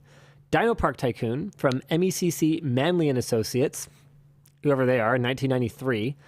Sid Meier's Railroad Tycoon Deluxe. Okay, I'm not really going to count that. Pizza Tycoon from Software 2000 in 1994. Nice. Pizza Tycoon. Transport Tycoon, That's probably awesome. which is Chris Sawyer. Wait, I want to play Transport Tycoon now. So he actually did a Tycoon game before Roller Coaster Tycoon. Transport Tycoon is 10 out of 10 on Steam. Overwhelmingly positive. Yeah, that's the one I was going to mention. Okay. OpenTTD. Yeah. Well, if you ever game stream again, We're going to play OpenTTD. I think we found you a game to play. Is this multiplayer? To start building a transport. It has online PvP? Oh yeah, what because is you're a that? business and you have to compete with other Whoa. towns. Like you're the mayor of Okay, some town. you sound like you're speaking fairly authoritatively. Have you played this game? Yeah. I It was a have. good game? It is Dude, it has way beyond my understanding to play lot of like depth? effectively. It's Yeah. very deep. So- And there's like boat routes and trains and like buses and all sorts of weird Anno. resource management. It's basically better Anno, but for different reasons. those are big words. I just wanted to upset Linus. Those are very big words. The all-time all reviews on Steam are over 10,000 are overwhelmingly positive. Well, not all 10,000 of them are, but there are over 10,000 all-time reviews, and their average is overwhelmingly positive. And the recent reviews are also overwhelmingly positive, which is Sick. awesome. I've heard of this before. I don't believe this has anything to do with Sawyer anymore. This is like kind of an open sourcey thing, I think. I think so. It's a kind of it's a different game than like a lot of other stuff. I wouldn't Yeah. even necessarily classify it as a game, so much as like how do you win at business in a game like this? I think you have to have like set rules, right? You can't just kind of vibe with it. Right. Yeah, you can't just kind of have a system and let it I mean, live. that's kind of how Anno is, right? Yeah, I think Anno is kind of a different beast. I know if Linus likes Anno, he may enjoy this, but maybe wouldn't get the same from it that he does Anno. I think a big part of why I like Anno so much is just that I like played the first one as a kid. I don't know that it's the kind of game that I would get into today, even though I could still obviously. I have heard every 2-hour warning that you should probably stop playing till the point where they stop being unique. I think that happens at 10 hours of consecutive play. Like, I do. That's a tough game to play for 10 hours. I like Anno the same way that like a cokehead likes cocaine. Like it's not just liking it. I haven't played in quite a while because it's one of those things that I get into and I'm just like, I still have the notes from our save. oh yeah. I mean, We could pick it up at some point. I don't know if it's a good idea. I am. You mentioned streaming. I am fully still planning on streaming Starfield. Dino Park Tycoon was apparently it'll be the good. Oregon Trail developer. Oh, Yeah. played the heck out of that game at school. Did you ever play the like Canadian version, the Yukon Trail? I think that might actually be what we had. Yeah. See, as a young Canadian lad, I don't see remember. imagery of I it. don't remember when I had this experience, but I was conversing with someone, and I was like, "Yeah, like Yukon Trail," and they're like, "The f are you talking about?" I'm like, "Yeah, like Yukon Trail. You know, you Okay, so you're I on the definitely played You're on the Yukon frontier. Trail. You're on the frontier, and you know, baby dysentery, and they're like, "You mean Oregon Trail?" I'm like, "What? No. What's Oregon?" Yukon Trail. Yeah, Yukon Trail. Yeah, I played both of these for sure. Yeah. Okay, hold on a second. Yeah, see, chat's like Yukon Trail, that's a thing. Yeah, no, come on. Yukon Trail is totally a thing. Okay, hold on. I think we need another float plane poll. Let's see. How do you do polls? I should really know this. Just go to the player page. Oh, it's and on the then- player page. I never have the player page open. To the right of the title, all the way across, there's a little like bar chart icon. Click on that. Right of the title. Oh, why is it there? I don't know. Where do you want it? I don't know. In the chat. It doesn't matter. Leave it where it is. Okay. Cool. Sounds good. Best trail. Yukon. Oregon. All right. Duration. Let's give them 2 minutes. Okay. The poll's live. I want to know which one's the right trail.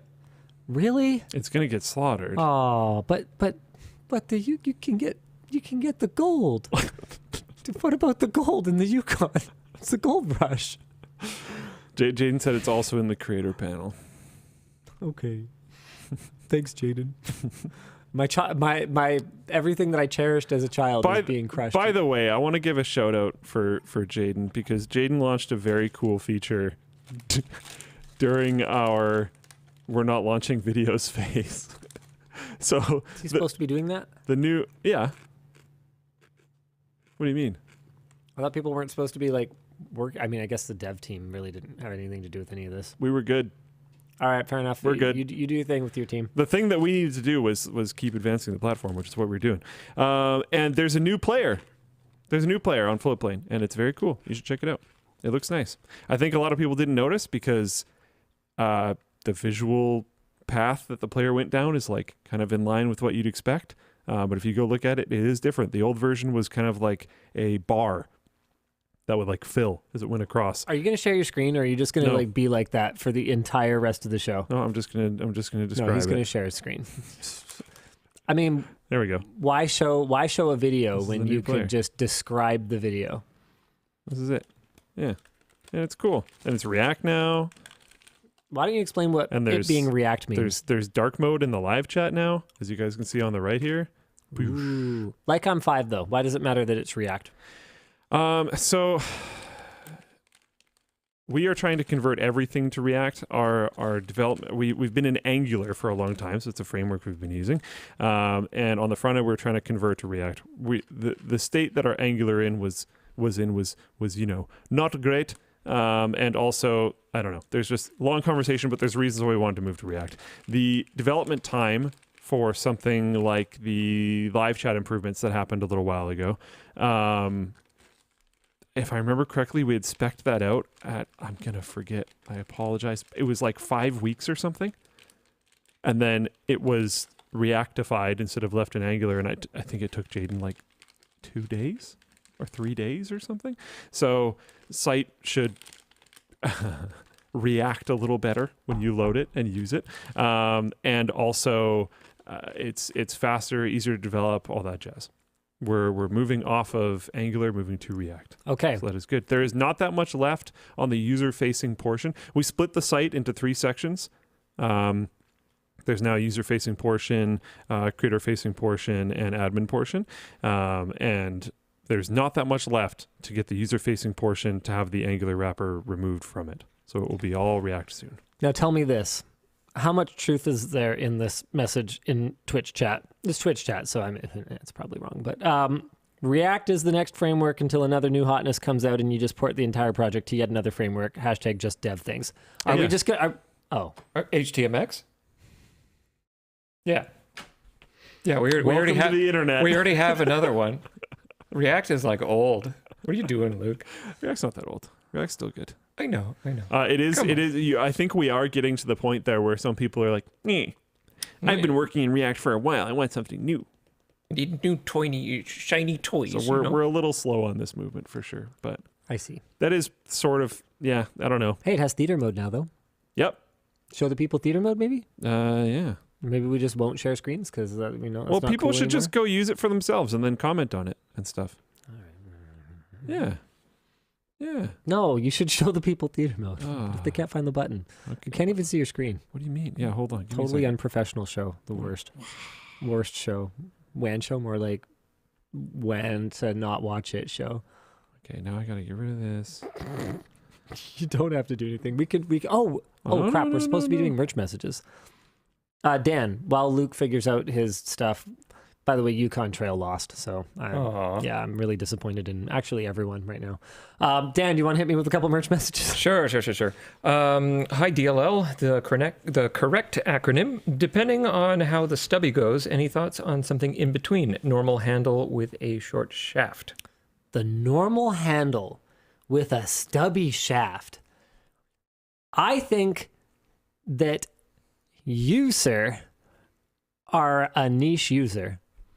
Hacksaw. That's a good way to answer that. Yeah, no, Dan, can you please not give the people really, really bad advice? There is literally nowhere on the shaft of the screwdriver that they could cut that would retain the bit holder.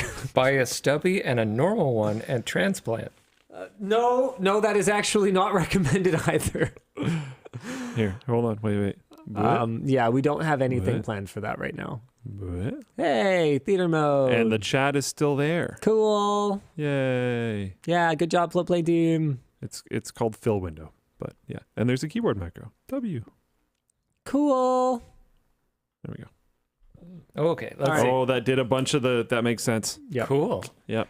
Hey, Linus, a belated birthday wish to you. Have Hey, you gotten thanks. a chance to celebrate turning 37 amidst everything that's been happening? And how did your birthday go? Yeah, I went camping, which I hate. But my kids really enjoyed it. And Dennis and Colton came out, which was pretty cool. We had an extra campsite because it's really hard to get campsites at provincial parks in BC. Like, you basically have to get up at 7 a.m., which, bless my wife, she did, so because she's amazing. But she managed to get not one, but two. And because she had the opportunity to get two, she grabbed them because, like, yeah, then we could invite people to come with us. So we were up there with some friends, some family, and also Dennis and Colton came. We ate some burgies, went to the beach, or, well, the lake, the beach on the lake, the rocks near the edge of the lake. Okay, it's not much of a beach, but it's definitely a lake.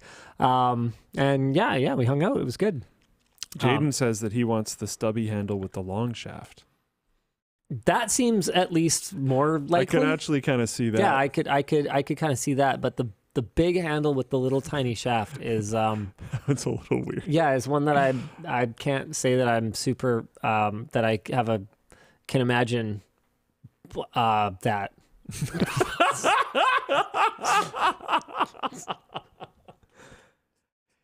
It's really late. Yeah. It's actually been an incredibly taxing week. I was going to okay? say, and it's been a heck of a week. Yeah. Oh, man.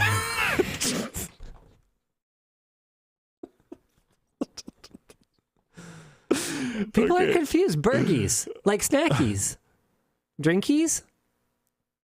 Yeah, I got it. Yeah, burgies. Yeah. Yes, burgers.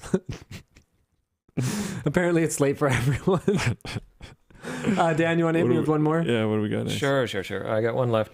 Looking forward to you guys moving forward. Any tech changes to improve production workflow? I got to tell you, the thing about tech changes is that they typically add work as opposed to actually eliminating work. There are times when, in the longer term, tech changes can help to lighten your workload. I think a really good example of that would be the Blackmagic Ultimat that we added for GameLinked. But to get it to that point was a ton of work. And so because this week was really focused on hammering out human challenges, figuring out communication and process building, we were not really looking for excuses to play around with more tech toys and find ways to integrate them into a workflow that already really needed some TLC. So, no. In short. Yeah. All right. Couple more topics. What do you want to talk about? Microsoft removes offensive AI written articles. Do you want to talk about AI, Luke? I'm actually going to interject in front of the AI Really? to talk about a topic that I think I've brought up for the last 4 WAN shows? 3? Okay, so what? This is like a new streak? This is like your sub streak? Yeah. Okay, what is it? Not much because of recent events, but I got some time to play Baldur's Gate 3 finally. Oh, okay. And? Fantastic. Bear game. sex? No. Okay. Not in my run, no. I mean, I heard that's a thing. I think it is, yeah. So why not? I don't know What, if do you I'm not like bears? I don't know if I'm far enough in the game What's your yet. problem?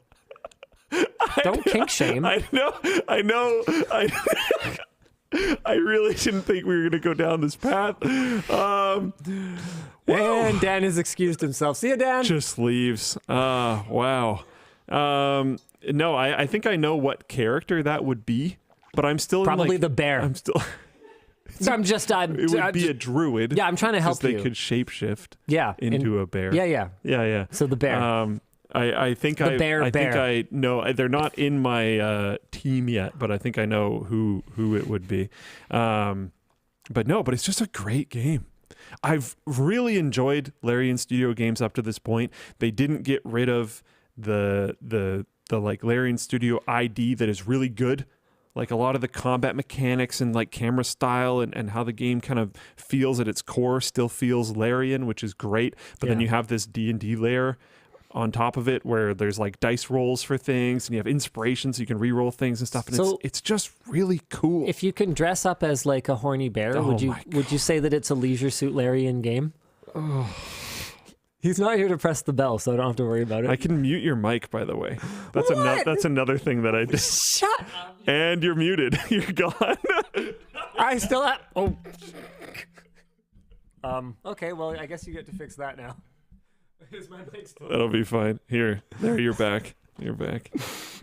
I put in special safety measures and told no one for the show today. The chat's calling them scum saves. Scum saves? What? You're scum saving the show. Because of the buttons? Yeah. It's great, dude. Oh, it's man. great. I got the idea from you unplugging my mic. I was like, how can I do that but easier? Oh no, did you tell him about the buttons? Yeah, I used it. Oh my god. Yeah. I want my screen sharing back. No, next week. Not this week. Next week. All right, fine. You gotta be a good boy. I am a good boy. You gotta earn your screen share. I'm an extremely good boy. Okay. Man, it feels good to do WAN Show. But yeah, I don't love know. WAN Show. I was very happy I got to play. I didn't get to play it much, but I played a little bit, and you just know within playing the game for like an hour, you're like, this is awesome. That's cool. And this is going to be awesome. And every bit that I played beyond that, I played with Wendell for a while. Cool. Is it multiplayer? Yeah. Oh, sick. Up Okay. to, I think, 4 people. Yeah, thanks for inviting me. Oh. Yeah, no problem. You gotta be careful with that right now, because if somebody joins your campaign, Yeah, they you will. can't remove the character. I came unstuck. Somebody on Reddit posted a really good post about how to fix that, so you can actually delete it at the moment. Oh, So you can undo that, I don't because really I care about ruined my that. whole campaign. But yeah, we should play sometime. Yeah. Yeah. I suspect this is going to go similarly to Divinity Original Sin. Yeah. Where I have about 47,000 games that I play for, a few hours with a single person and then never continue again. Yeah. That's fine. But it's fun anyways. I'm not going to do it. I'm busy playing Chained Echoes. Every single time I see you online, you're playing Chained Echoes. So you know what the problem is? I have, I think, 70 hours in the game, but I have only made it to like the beginning of the 3rd chapter because I just keep falling asleep. Not because it's a bad or boring game, but it has been a very exhausting week. Do you want to guess how many hours I have in Slay the Spire? Oh, no, I think I know this. I think it's like 5,000 hours or something stupid like that. Yeah. Because I just leave it open. When you finish a run, it'll tell you like how long it took you. And sometimes I'll finish a run and it'll be like 3 days. People speed run it in like minutes. The anti-speed run. I get so bothered by it too, though, because it's like, I don't know why I care. But okay. Remember when people were kind of scumming TF2 upgrades or something, or like getting items? There were specific those custom maps. Yeah, those custom maps. And remember Valve's Revenge, where they made it like mess up your stats forever?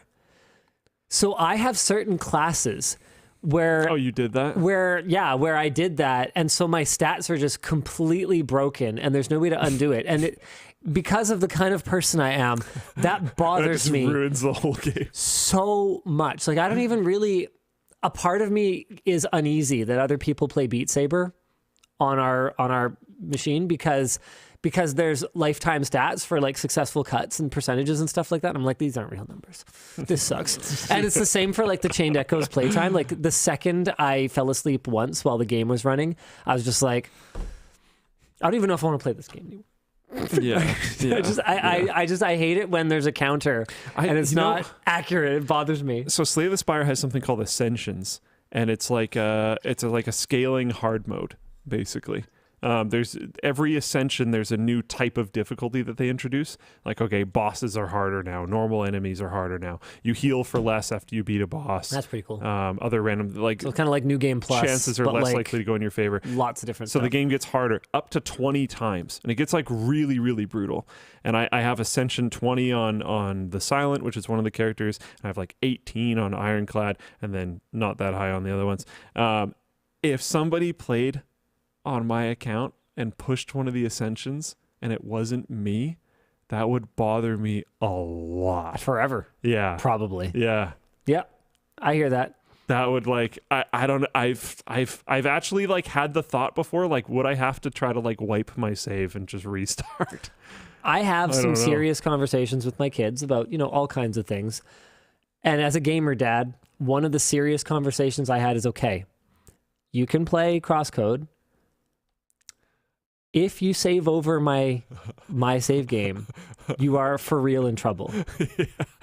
Do not do that. Do you do like family sharing, or does everyone just use the same Steam account? No, it's probably time for me to just get around to setting everybody up with their own Steam accounts. There's so many like free-to-play games that like there's tons of stuff that they can do without using my Steam account. Yeah. But like if I buy a new game, I will typically just buy it on my account so that it's convenient for me. And so like our TV in the basement is just logged into my account. I mean, so that makes I'm like a sense. good Rocket League player now, which is pretty cool. What? Well, my son plays Rocket League. Okay.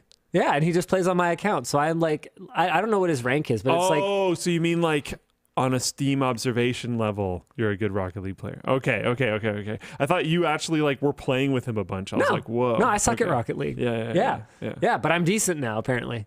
It's pretty cool. That's cool. Um, Anyways, I wanted to take a short aside to just like talk about video games, I guess. People are saying what rank? I don't know if you should. I don't actually know. Okay. I mean, with all the like millions of people at every stupid rank in Rocket There's League, I'm also, not worried there's an about it, insane amount of. No, I didn't mean that. I just mean like people gonna. I don't know. I don't know how good it is. yeah, I don't even know what there's the a ranks and ton of granularity in Rocket League ranks, and they change them like all the time. So, oh yeah, or at least they've changed them a lot in the past. I don't know if they have changed them much. I'm sure these he'd days. know. Yeah. Hey Linus, what happened to that game showdown with Ludwig? So here's something awkward. Is there a reason that you didn't tell me that the challenge I was describing was basically a format he already does? No, I did tell you that. Did you? 100%. Oh, okay. Yeah. I don't know why I didn't realize that. Oh yeah, no. We were doing like a float plane meeting in your office, and you mentioned that this had happened, and I was like, oh yeah, he like does this, and I told you about it there, and then you were like, oh, we should talk about it on WAN Show, and I guarantee you completely forgot between then and when WAN Show happened. Oh. But I totally told you about this. Yeah. Yeah, that makes sense. Yeah, definitely. Cool. So anyway, I don't know. I guess I better ping him. If we're gonna feud, we should probably like do it properly. Yeah. Sure. Yeah. All right. Yeah. Maybe he's just training. But yeah, there's like a format and everything. You submit some games. There's some like neutral games or something. And then he submits other I think games. it's hilarious that like, yeah, I basically pitched his own format to him. It's awkward. So good job, Linus. Yeah, I guess. Thanks for having my back there, Luke. I did. We have a new segment for WAN Show. The segment is called "This Was Not a Video." So as part of our, this is something that we had already started before the week of introspection, as I've come to call it. But we have a new process for doing what's called exploratory testing. And so instead of, we ran into this a handful of times where the labs team would get an assignment or get a project pitch from the writers, and they would basically run through and do all the testing. And then we find out, there really wasn't much of a story there, unfortunately, and we can't really move forward with it, but we've done like all this testing now. And so we made a new sort of process for pitching exploratory testing and setting a much more limited scope to help us answer whether there is something worth exploring. Dan. Thanks, Dan. Literally wasted paper creating a little thing to put on his little sign that says "This was not a video." Dan, it's not going to happen every week. It's not part of the regular program. Okay, the point is that we had a concept for a video that in my brain seemed kind of cool. And the idea was, should you disable the iGPU on your CPU in order to free up some power budget to get better CPU performance? Because we know that modern chips can be so power and thermal constrained that any little bit, a few extra watts of idling GPU could potentially be problematic. And so what we decided to do was, instead of testing I think the scope that I saw when I kind of went, holy crap, are we really going to do all this testing without any idea if this is a completely dead end or not, was I think we wanted like 6 different CPUs, 3 AMD, 3 Intel, and then like a whole whack ton of different benchmarks. It's going to be like a week of testing or something like that. And I was looking at it going, okay, hold on a second. Can we just take our most likely candidates, the ones that we think are most power constrained, and then we test those ones and we see if there's any performance to be gleaned. And then if there's something there, well, then we keep digging. We go to the medium power and the lower power ones to see if, actually on those ones, you can just leave it on because they aren't power constrained anyway. So the notes say we recently canned a video on whether, this was inspired by the early behavior from Ryzen 7000's DGPU, where having a display connected caused the CPU to not sleep properly, so it idled with high power consumption. That is fixed now. So our questions were, what performance impact does the iGPU have on the CPU when it's enabled versus disabled?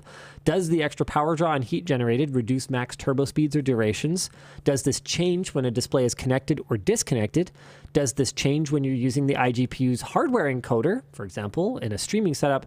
And does a disabled 13400 behave identically to a 13400F, which just doesn't have the iGPU from Intel? So whether they laser it off or whether it's done in firmware or whatever else, however they do that, is there some difference between disabling it yourself and having Intel disable it?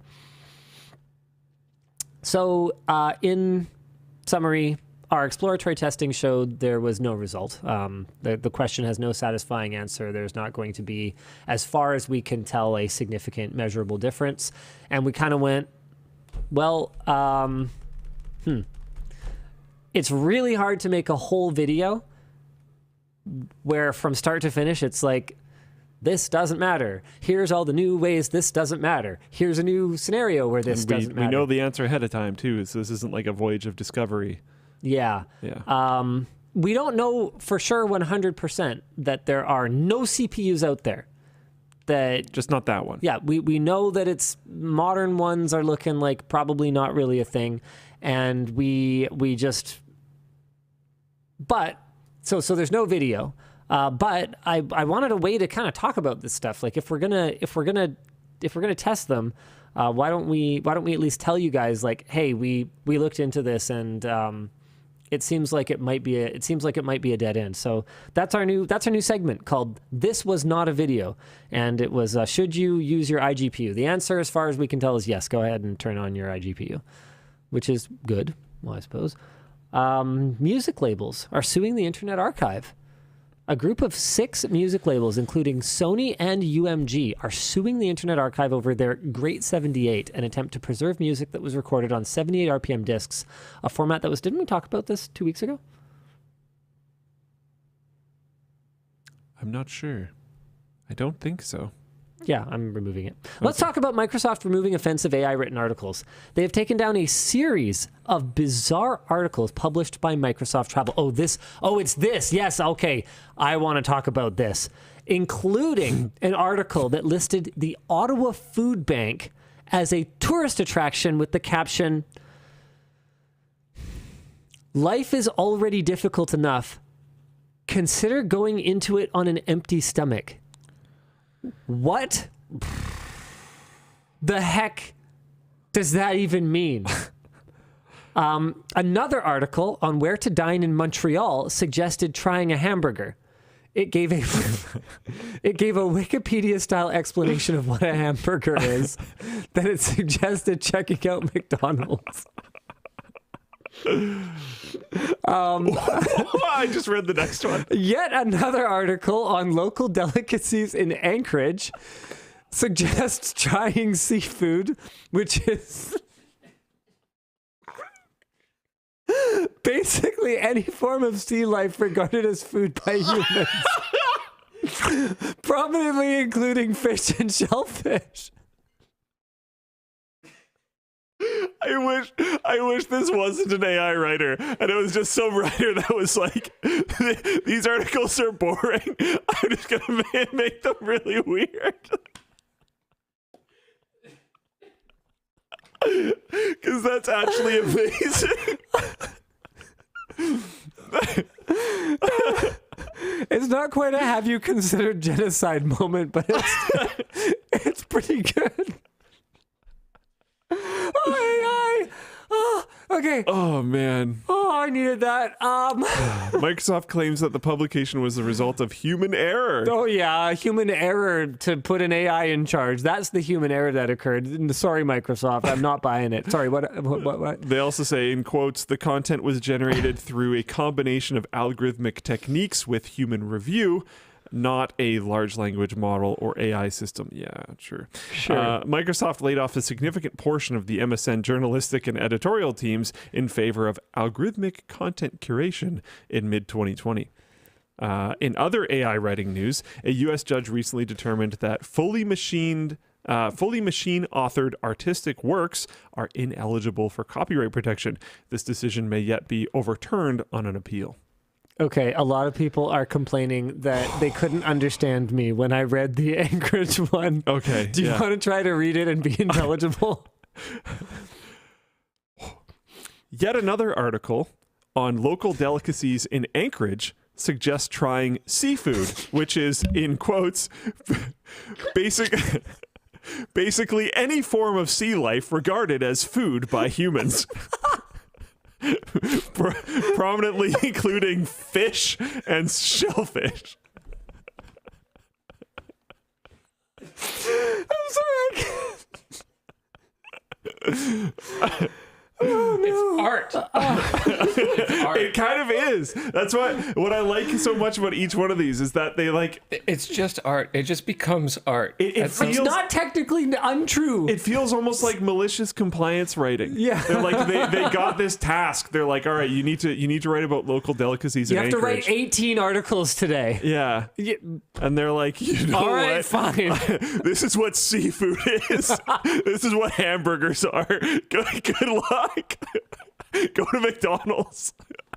Food is something that you can eat to stay alive. No one in my generation has any money. Go to the food bank. Seafood is anything that is not land or air food.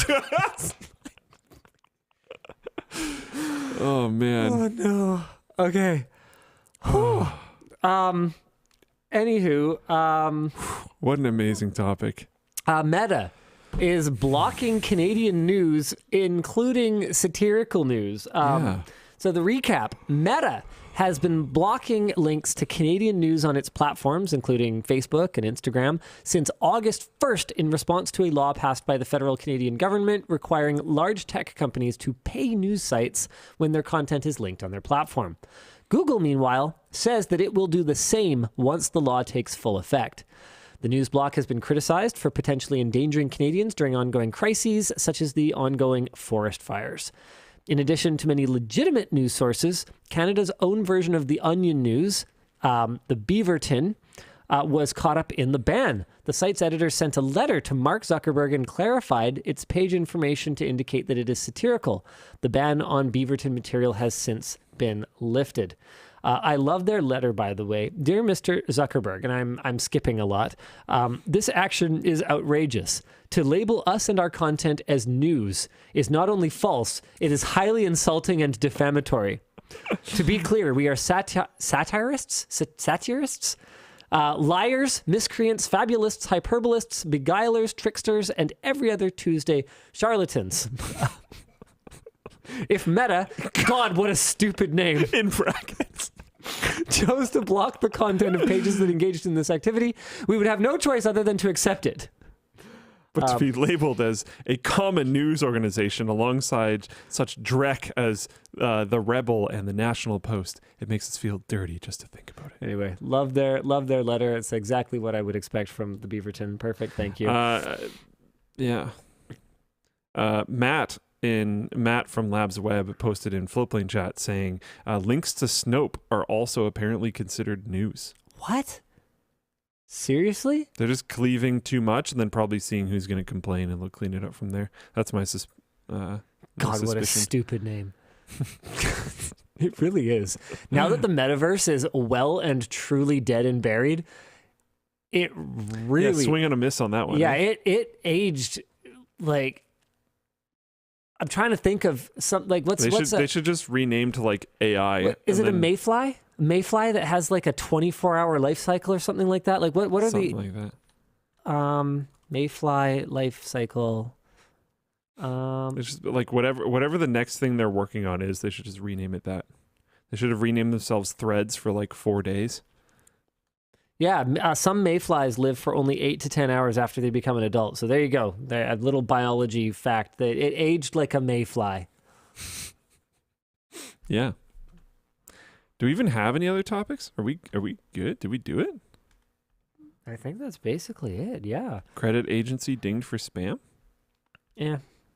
I mean, yeah, and That happened. which Got 'em. one?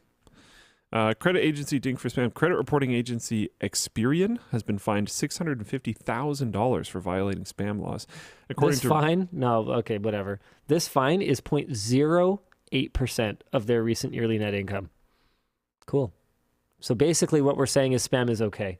Sorry, I know you were going to read the whole thing, but like Sick. at the end of the day, none of it matters. What matters is that none of it mattered. Yep. Cool. That's unfortunate. Rockstar, this is kind of interesting. Rockstar acquires modding group that it once banned.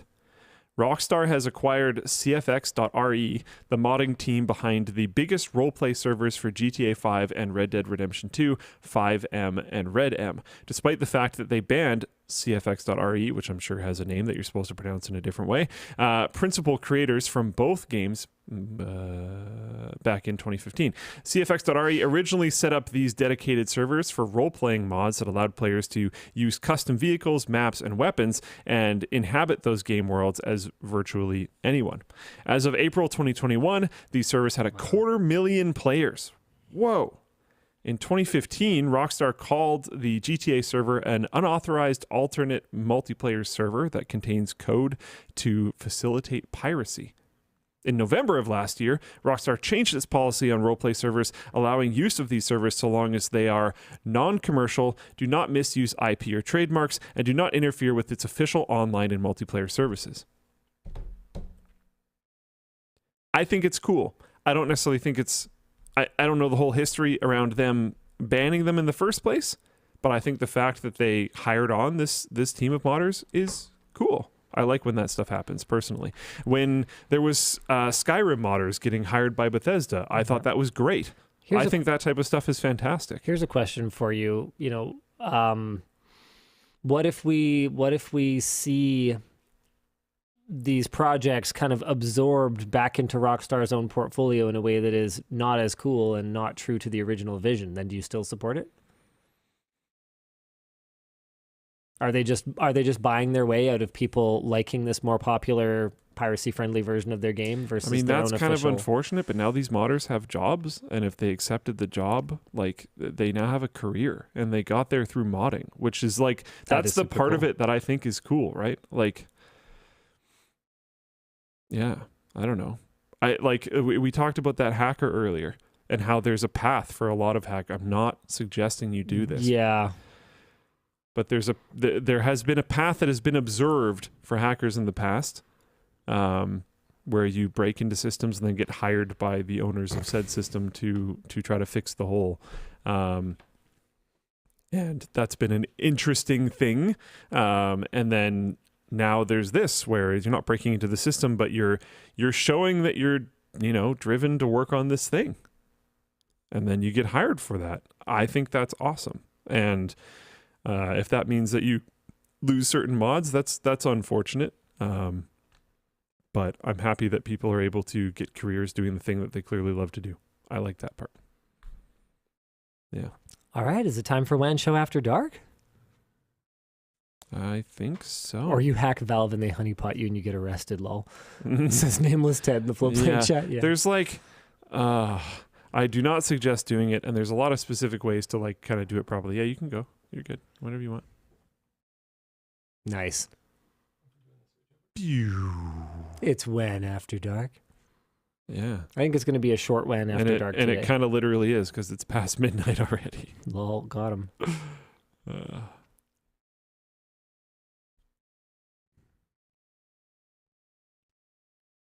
Hit me, Dan. Okay, let's see. Yeah, we've got a few here. Hi, Dan Show. Hope you guys and team are staying strong. Have you ever had any experiences where you thought to yourselves, if I do this or cross this line, there is no going back? I think when we bought the studio, I was gonna say, yeah. I mean, that was huge. What a enormous life-changing moment, right? Like it was man, how much of it was debt at the time? By the time we did all the tenant improvements and everything, like built out the space and stuff, like we were probably $1 million in debt, which was at that point in time was enormous. yeah. Like I hoped I would get out of it eventually. You know, like it was not trivial, right? I mean, obviously, when we started the whole thing, yeah. I mean, walking into my boss's office at NCIX was pretty terrifying when I laid out that I am leaving, because that was the only way that I had any kind of negotiating position. I basically had to say, look, I'm leaving regardless. So you have two paths you can follow. You can follow the path where I help keep NCIX Tech Tips running and help you transition this, or you have to figure out how to replace me in 2 weeks notice or whatever. Wait, sorry, what are the two options? Right. Either I walk away and you try to figure out how to transition this thing in 2 weeks notice, and I go work for a competitor and I will build this again for them. Or you work with me. I take Linus Tech Tips. I help you keep NCIX Tech Tips running. I help you transition it. And I will give you, he asked for 4 months notice or something like that, which in retrospect is way too long. You should never be working at a job that you know you're leaving for a quarter.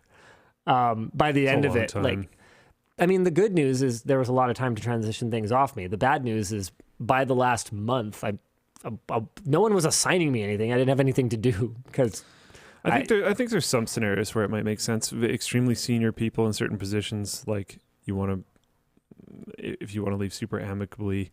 I've seen situations where you want to give a really serious amount of time so they can recruit and fully train up the replacement, stuff like that. 4 months is a long time, but I've heard of some very long notice periods. Man, it's late. Yeah. Next up. Let's see here. Hey, LLD, any favorite stories from LTX and Whale LAN?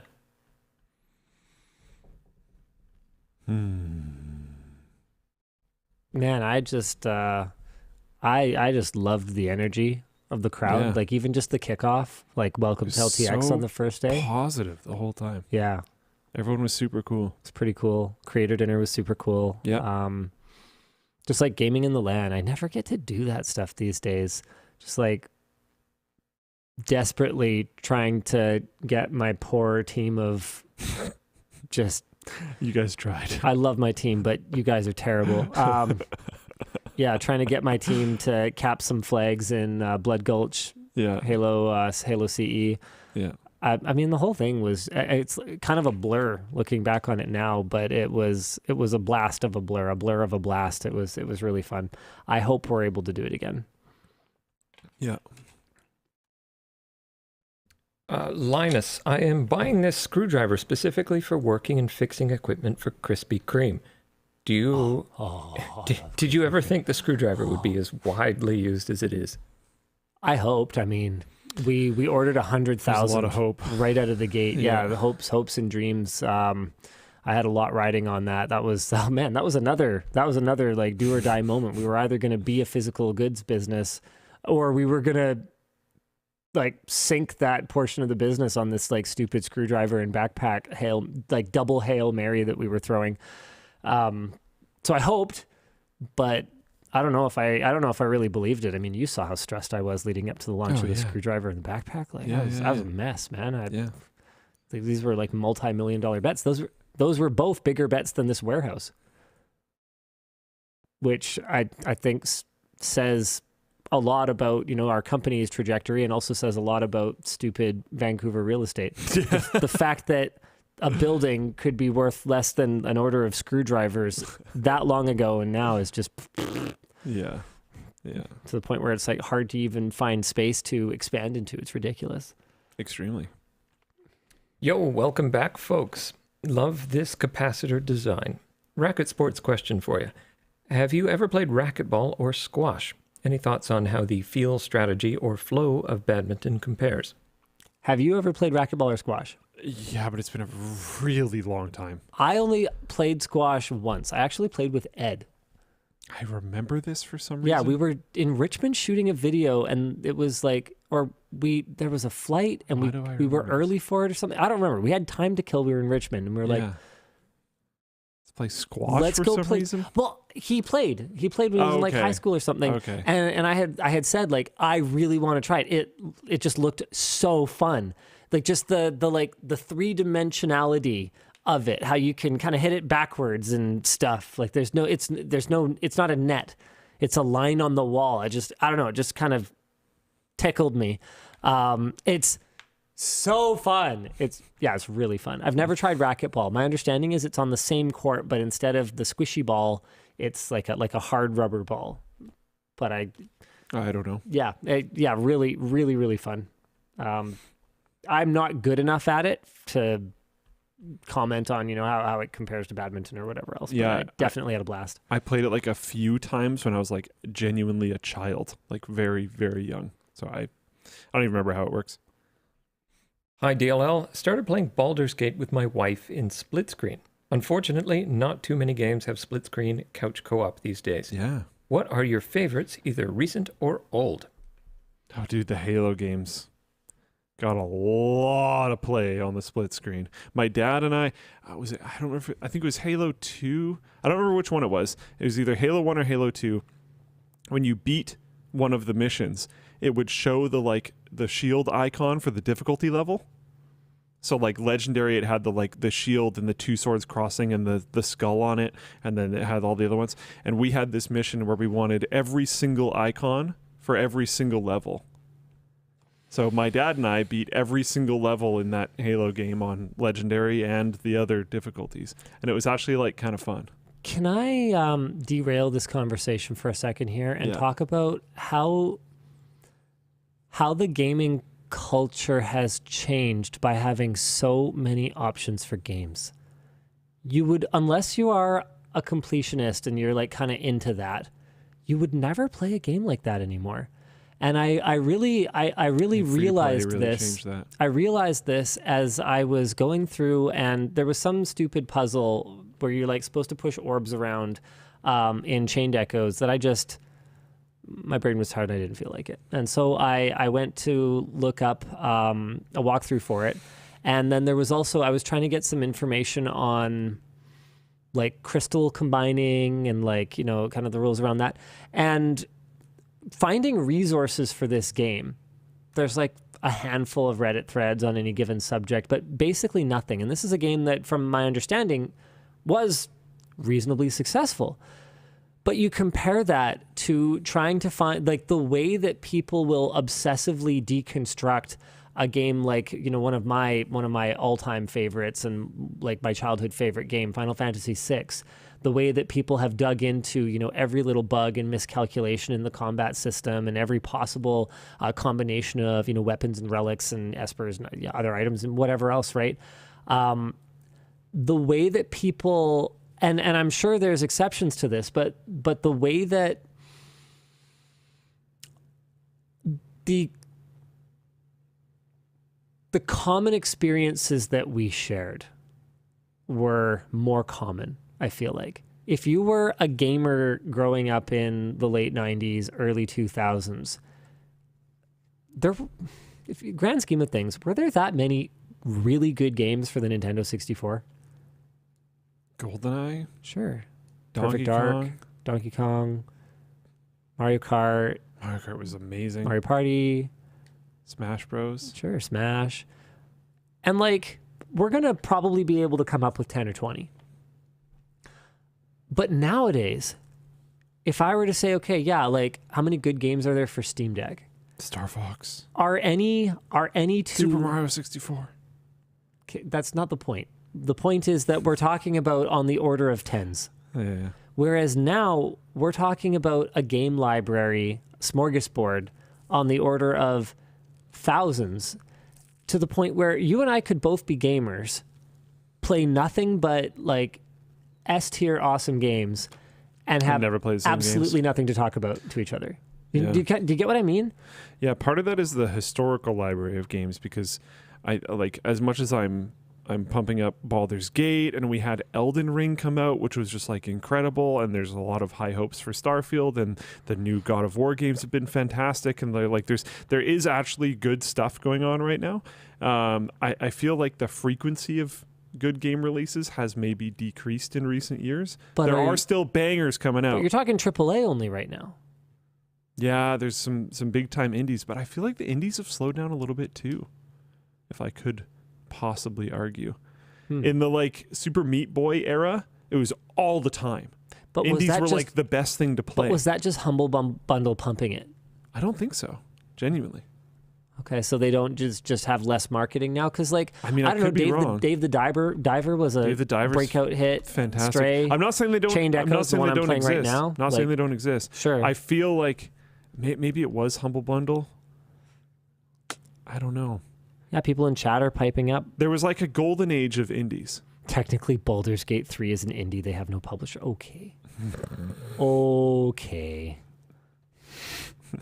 Actually, what you're I referring to mean, that's really cool and shows a huge amount of success for Larian. There was a ton of stuff going around of people being like, no one should be able to expect the quality level of Baldur's Gate 3 because they obviously had a huge amount of funding from like the D&D owners, which I think is like Wizards of the Coast or something. Yeah. I don't Isn't remember. that Hasbro, basically?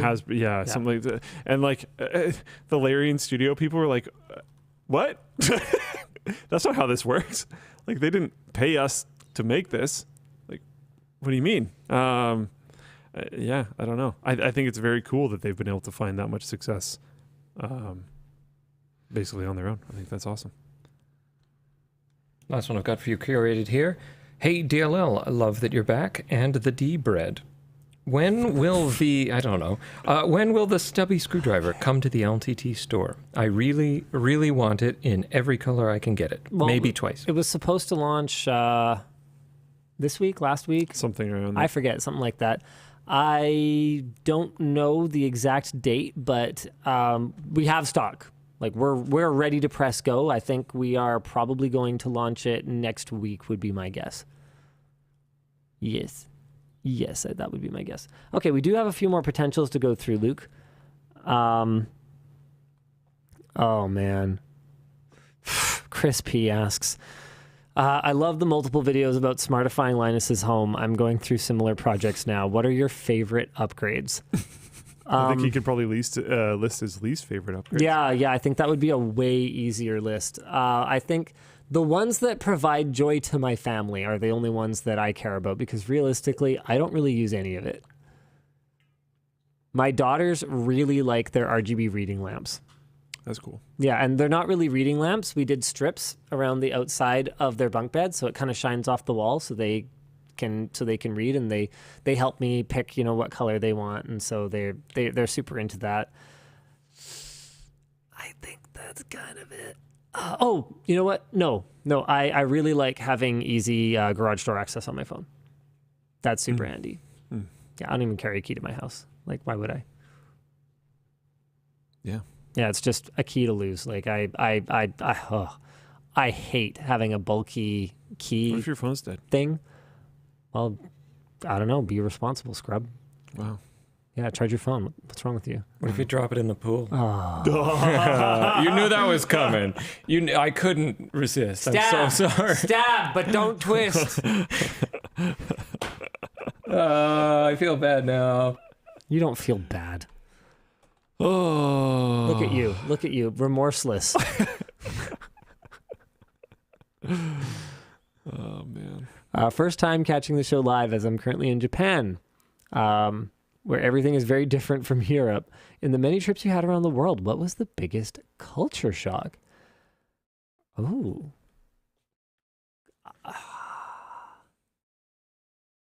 Biggest culture shock. I mean, everywhere is so unique. Yeah.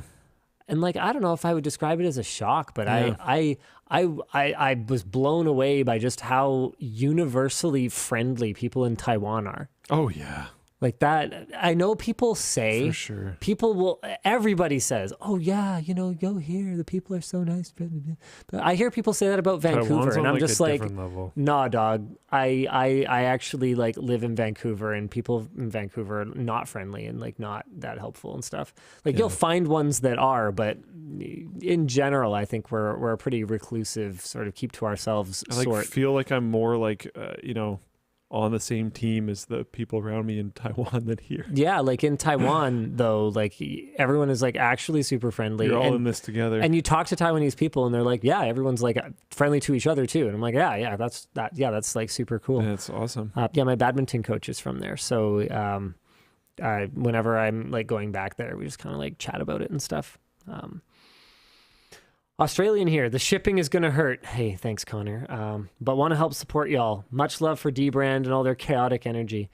Is there any other sponsors that have been good or weird to work? I don't think anyone is weird like dBrand. Nobody really gets the whole influencer, because they don't just do influencer marketing. I think a lot of brands do influencer marketing, but dBrand,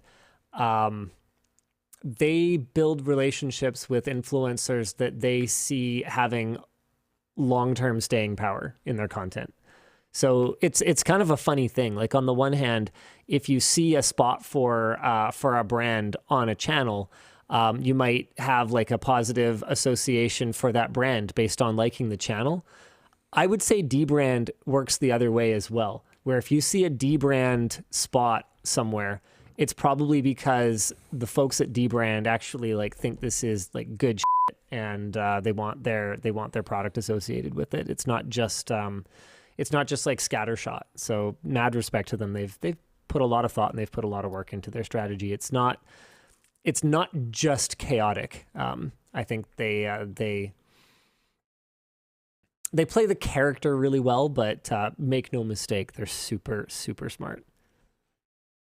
Mm-hmm. If you had to choose between all forms of wireless internet or all forms of rechargeable batteries, which one would you choose and why? So I have to pick between wireless internet and rechargeable batteries? What is the point of wireless internet if I don't have rechargeable batteries? Oh, man. I'm going to take rechargeable batteries. Luke. Really? So you'd have no internet on your phone? Yeah, but then I could at least play like Switch games. And drive your car. Yeah.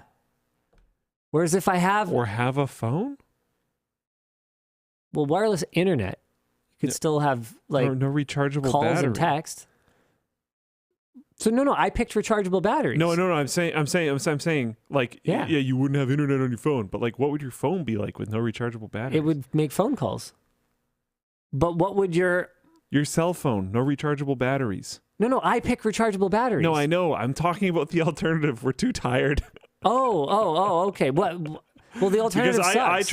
I tried to snap back, and it went like, you wouldn't have internet on your phone, and then I realized, hold on a second, you might not have a phone. I'd have a because I phone. don't think it would be super reasonable to have completely disposable batteries for your phone. Oh yeah, no wireless. Or wait, so hold on a second. Yeah, okay. No rechargeable batteries is not a viable option. We're in agreement. Yeah. Okay, see, I thought you were debating me. No. Let's wrap it up here, boys. Oh man. Someone Sharp 2K was like, who's on first? Oh, a few people said it. Okay. That's funny. All right, I'm just going to text reply this one. Oh, I think we both just replied to the European warehouse one. Hopefully someday. Okay. Okay. Hold on. Sorry, one sec. There's some people in Flowplane chat talking about the re-release of the Atari 2600 Plus. I thought it's just a prop. Isn't it just like a people are saying piece of furniture? It works. Is this just like an FPGA setup? Probably. That's what I It might even asked. not be that. It might just be an emulator. Doesn't use it uses an ARM CPU. So probably yes. Okay. It comes with a cartridge. Does it play the old cartridges? I don't know, man. Are people asking for this? Is it hard to find an Atari 2600 emulator and play the games if you really want to? Some people definitely want the hardware. That's fair. That's fair. It looks really cool. So Oh, looks like I've got another understand curated that. here. DLSS has been a net positive for gaming in general, in my honest opinion, but I have seen a couple videos recently suggesting it's becoming a requirement for games to be playable. Thoughts on DLSS being a necessity? So just before you respond to that, apparently it does play Atari 2600 and 7800 game cartridges. Pretty cool. That's pretty cool. Yeah. DLSS being a necessity? Yeah, they're just so unoptimized, or the graphics require so much stuff. Yeah. Well, there's a lot of games coming out right now see. that are basically just like, yeah, if you don't have an RTX 4090, good luck running this at 4K 60. So if you have anything other than that, you're basically relying on DLSS to get playable frame rates. 1440p or like, gamer. well, smooth frame rates. Yeah. Yeah. It's inevitable. I mean, look at how much the pace of GPU development, like GPU raw performance improvement, has declined from like a year over year standpoint. I mean, it used to be we would get new generations of GPUs once a year. Now we're lucky to get a new generation of GPUs every 2 years, 3 years. And honestly, like looking at how much money NVIDIA is making on AI crap right now, like billions and billions and billions, we may be moving into the end game of NVIDIA caring at all about consumer graphics. I don't know what to say, man. Because yes, it's still a significant portion of their revenue, but it is so much less profitable and it is so much more work, and everyone kind of hates them for it. If I'm sitting there, I'm Jensen right now. I'm wearing a leather jacket. I'm sitting here in my beautiful kitchen going,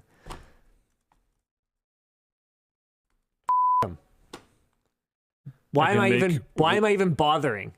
I can make way less money and have everyone be mad at me, or I can make way more money and everything's cool. Yeah. Unfortunate situation. I commented before about how like we just keep cycling into like exactly what would be the most beneficial for NVIDIA. I feel like that's like if you want to figure out like just investments in general, just figure out like what would be the most beneficial for NVIDIA to happen next in the world, and just like plan based off that. Right? Because like cryptocurrency blowing up, and then you see cryptocurrency going down, and we're all like, yeah, and then they're just like the next best thing. Now it's hyper corporate. I mean, Let's not, go. It's clearly not an accident at this point. You got to give them credit. They have played the game extremely well. Yeah. They were out there investing in machine vision and machine learning and general purpose computing on the GPU. There was a clear vision. Last merch message.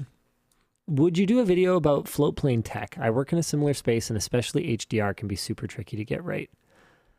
I think the challenge is that it would be hard to fit float planes, like a tech overview of float plane, into a video. Like, If we do anything for float plane tech, it will probably be like a transcoding server. We've talked about that before.